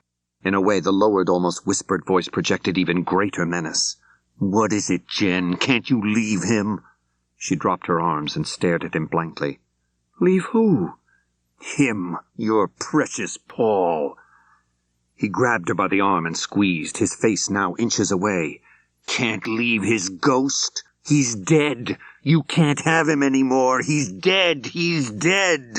And then he hit her, the back of his hand against her eye, his knuckles breaking skin above it. I will never forgive you for this, he said. He put on his coat and left, slamming the door shut behind him. Bishop St. James telephoned Mac to report that he had received a call from Mrs. Kelch. Her son Joey, the most gifted singer in the boys' choir, had disappeared. St. James also told Mac that the police had now determined that Paul Singletary's murder had taken place behind the altar in the Bethlehem Chapel. That evening, while Smith stuck near the telephone waiting for Clarissa Morgan to phone back, an overseas courier envelope arrived from Scotland Yard. The photos Annabel had taken of the figure on horseback had been blown up into 8 by 10-inch prints. There was no clear view of the rider's face in the fog. What could be discerned, however, was that the rider was fairly big and broad-shouldered, yet somehow plainly a woman. As Mac was looking at the photos, Clarissa Morgan's call finally came through. She asked Mac to meet her in an hour at the Good Shepherd Chapel at the National Cathedral. "I know it sounds an unlikely place," she said, "but it would suit me." Mac left a note for Annabel that he had gone to meet Clarissa Morgan at Good Shepherd Chapel. As he was on his way out the door, a telephone call came from Sevier House, the Episcopal-run nursing home where his mother lived. Mac's mother had taken a bad fall, had possibly broken her hip, and had been taken to Georgetown University Hospital. Mac knew he would be late for Clarissa Morgan, but so be it. He raced off to see his mother. Joey Kelch had run away from home and sought refuge in the National Cathedral. He was hiding beneath the Jerusalem altar because it was the least likely place anyone would come at night. Crouched there, he screwed up the courage to make his way to Bishop St. James's office to tell him what he had seen the night of Paul Singletary's murder. At the Good Shepherd Chapel, Clarissa Morgan arrived for her meeting with Mac Smith, and shortly thereafter, Annabel Smith arrived too. Annabel had found Mac's note, saying he was coming to meet Clarissa Morgan at the Good Shepherd Chapel, and she was worried for his safety. She had no idea, of course, that Mac had first gone to the hospital to visit his mother. She had also called and left a message for Tony Buffalino to come to the chapel as quickly as possible. Annabel entered the chapel and walked up to the tall, broad-shouldered, and oddly familiar figure in the 2-person pew at the front of Good Shepherd Chapel. "Miss Morgan?" Annabel asked. The figure's deep sigh filled the small space. "Mrs. Smith." "Yes." "I am Clarissa Morgan." "I can't understand what's happened to my husband," said Annabel. "I hope he hasn't had an accident. The weather is dreadful." "It can be worse in England, or London, or, say, in the Cotswolds," Morgan said. It all came together for Annabel in a flash. "That was you on the horse that day in the fog, wasn't it?" she said. "Yes. I owe you an apology about that, Mrs. Smith. I was told to do it by my employer." "Who were you working for? Who told you to scare us off?" "I'd rather not say. I no longer work for them. That's why I'm here, to see that no one else is hurt." "Did they kill Paul Singletary?" "In a sense," Clarissa Morgan said. "I know you had an affair with him," Annabel said. "Did you do that because your employer told you to?" "Yes." Both women tensed as they heard the doors leading to the outside swing open. Mac Smith stood in the chapel doorway. "I'm sorry we missed each other in London, Miss Morgan, but I'm glad you're here," Mac Smith said, coming forward. "The question obviously is why? What brings you to Washington?" "I came here because I wanted to do something decent for once, Mr. Smith." At that moment, Joey Kelch peered into the entranceway of the Good Shepherd Chapel. He was on his way to the bishop's study to tell him what he had seen the night of Paul Singletary's murder. "Come here, Joey," a voice inside the chapel said. "Come to me." Smith looked around for the source of the voice. Canon Jonathan Merle stepped from behind the altar. "You've nothing to fear with me, Joseph," Merle said. "Come." Suddenly another figure appeared at the altar and glared at Clarissa Morgan. "What are you doing here?" "I've come to right a wrong," Clarissa Morgan said. Joey had sunk to his knees and was sobbing. Clarissa Morgan jumped up from the pew and seemed ready to run to the boy. Instead, she moved up onto a small rise in front of the communion rail. Directly behind it was Caroline Armstrong. "How dare you come here?" Armstrong said. Smith could see that Morgan was smiling, and in contrast to Caroline Armstrong's overt anger, she was composed and very much in control of herself. "Paul loved me," Clarissa Morgan said. "And you couldn't bear that, could you, Reverend?" She stressed the last word. Her scorn was pungent. Loved you. He detested you. Only he didn't know it. You deceived him, used him, and when you couldn't use him any more, you killed him. Tony Buffalino had come through the door and stood with Smith watching the scene being played out at the altar. Morgan looked again at Joey Kelch, who was crouched on the floor trying to make himself as small as possible. The voice of Jonathan Merle now filled the small chapel. He had walked up the aisle until reaching Joey, then said to Caroline Armstrong, "Who is this woman who violates this chapel?" Clarissa Morgan said, Reverend Merle, Paul told me about you. He described you perfectly. How sad he had to spend so many of his days with hypocrites. Merle made a move toward her. She said, "Don't you dare touch me. I don't intend to suffer at your hands or anyone else's." "Reverend Armstrong, come with me," Merle said. "This woman is demented." Morgan said, "You hated Paul. Paul told me so. Why are you defending her?" Armstrong snorted. "Defend me? How absurd! How can you claim to be a messenger of God when you know what you did? You killed him, murdered him in cold blood." "I'll get security," Merle said and turned. The women ignored him. "Paul returned to Washington a day early because of a phone call from you," Morgan said. "He told me on the plane why he was coming back, and he promised to end his relationship with you so that he and I could find a life together. He told me that you were insanely jealous of us, and that you'd threatened to smear him and ruin his reputation as a priest." Hearing movement behind her, Morgan turned to face the chapel. Merle was walking toward the crouched, shaking Joey Kelch. The boy looked up into Merle's eyes, then looked at Morgan as she said loudly, "She murdered him." Joey shoved his hands against Merle's legs, scrambled to his feet, and ran toward the rear of the chapel. Merle lost his balance and started after the boy. "Watch out!" Buffalino yelled. Caroline Armstrong had lifted a brass candlestick holder from the altar and came at the other woman with it. "Get the boy, Tony," Smith called. He vaulted the altar rail and said to Armstrong, "Why not give that to me, Reverend?" "You don't understand how it was," Armstrong said, her body shaking. "No, I probably don't, but I'm sure you can explain it." Then suddenly Armstrong raised the candlestick holder again and threw it at Clarissa Morgan. It missed and ricocheted off the stone floor with a deafening clang. Joey had tried to hide in a pew, and Buffalino had half coaxed him, half dragged him from it. He held Joey by the arm firmly, but somehow gently hurting Merle, too. "Tell them how it happened, Jonathan," Armstrong said in a whisper.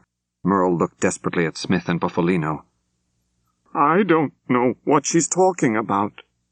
"Tell them how after I hit Paul, you offered to move his body to Good Shepherd so that it might seem that an outsider killed him. Tell them, Jonathan. You are a man of God, for God's sake. Tell them the truth." There was a silence as all eyes turned to Merle. He looked from one face to the other, then finally fixed upon Mac Smith. Slowly he raised his hands palm up at Smith in a weak plea for understanding. I didn't want to move him. Oh, God, no, I didn't want to do that. It was terrible. Seeing him on the floor, blood running from his head, it made me sick. I was so sorry. For both of them." He glanced at Armstrong, then back at Smith. "She didn't mean to do it, Mr. Smith. Singletary could be cruel to her. I saw it more than once. She wouldn't have hurt him if he hadn't driven her to it. I asked her once to give him up, to be my friend. I told her I could help her forget him and make her happy." Smith looked down at the floor. This sudden tenderness by the stiff-necked Merle embarrassed Smith. Merle continued, "I told her I wouldn't do it, but she pleaded with me. She told me that if the police thought Paul had been murdered by an outsider, they wouldn't suspect her. Even so, I still refused. But then she told me that one member of its clergy had killed another. I believed that, Mr. Smith, I really did. I took Paul's body to Good Shepherd for that reason." Smith thought of Bishop St. James and his ill-advised attempt to hide the murder weapon because of the same faulty reasoning. How many wrongs are done in misguided attempts to do right? Caroline Armstrong's body convulsed as she started to sob. Her hands went to her face and she sank to her knees in front of the altar. Merle, too, started to cry. "There was one other reason," he said with difficulty. "I love them." Smith went to Joey Kelch and put a large hand on the boy's shoulder. "Joey, I know you've been through a lot, but everything is going to be all right. Joey looked up into Smith's eyes. I saw him, he said. I saw him moving Father Singletary the night I was in the choir room. Yes, we know, Smith said. We know now what happened. 2 nights later, Mac, Annabel, and Tony sat in a banquette along the wall of Tony's spotlight room and reviewed the startling events. I really feel sorry for Clarissa Morgan, Annabel said. She did what she was told to, and then simply because she fell in love with Paul, they cut her loose. Not quite as cruelly as Reverend Priestley was cut down, Smith said. Why did British intelligence kill Priestley, Mac? Annabel asked. I'd have put my money on the murder being the work of someone from Word of Peace, Buffalino said. Well, then you'd have won your wager, Tony. The problem was that Priestley had gone over to MI5. He was no longer trying to pass along useful data and weapons information to help Word of Peace. He'd become suspicious of certain characters high up in it and went over to become an agent for the Brits. Problem was that the heavy hitters in Word of Peace got wind of it. Once Paul was killed here in such a distinctive fashion, Mr. Jin Che flew to England and hit Priestley in a manner calculated to make it seem that the murders were parallel, to divert attention, obviously, from his organization, since he knew that they hadn't killed Paul Singletary. But wait a minute, Mac, Annabel interrupted. How could Jin have known to kill Priestley with a candlestick? At that time, nobody but Armstrong, Merle, and I guess St. James knew what the murder weapon used on Paul was. I think one other person knew, Mac said. My hunch is that the maintenance man at the cathedral who didn't get along with Paul saw St. James switch candlesticks. The maintenance guy was a Word of Peace member and reported it to Jin Che, who saw the opportunity to use a similar weapon in the Cotswolds. What do you think will happen to Jonathan Merle? Annabel asked. Hard to say, Smith replied. He was an accessory under the law, but I have a feeling they won't go hard on him. He walked in on them right after Armstrong had hit Paul with the candlestick holder and bought her rationale that if the body were found in Good Shepherd, it would appear that someone from outside the cathedral had murdered him. He had finally found someone on earth to truly love. Also, Jonathan believes in the cathedral and what it stands for and thought he was doing the right thing. Smith shook his head. Choirmaster Nicholson is a sad case. Because he was convinced his wife was playing around with Paul, he had reason to be certain he'd be accused of the murder. Frankly, he's better off in San Francisco, and the cathedral is better off without him.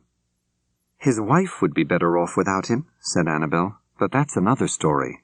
Buffalino said, I really feel sorry for that kid Joey. Man, he must be some mess, running away like that, having seen Merle dragging a body up the hall. Tough on a kid. Yes, it is, Smith said. Interesting that Armstrong was convinced Joey had seen her moving the body, not Merle. Do you think she would have hurt the boy? Annabel asked. I don't think so, Mac said. He raised his glass of scotch high over the table. I propose a toast, he said. Buffalino picked up his glass of rum and coke, and Annabel her white wine. What are we toasting? She asked. The end of a sad, nasty, and upsetting episode in our lives, Smith said. The rims of glasses clinked together. And, Smith added, I propose a toast to the National Cathedral getting back to its business at hand, namely setting the spiritual pace for this increasingly hedonistic society. Amen, Tony said. What's that mean? Hedonistic, Smith said. Yeah. Caring about your own fanny more than anyone else's. Makes sense to me, Buffalino said, raising his glass again.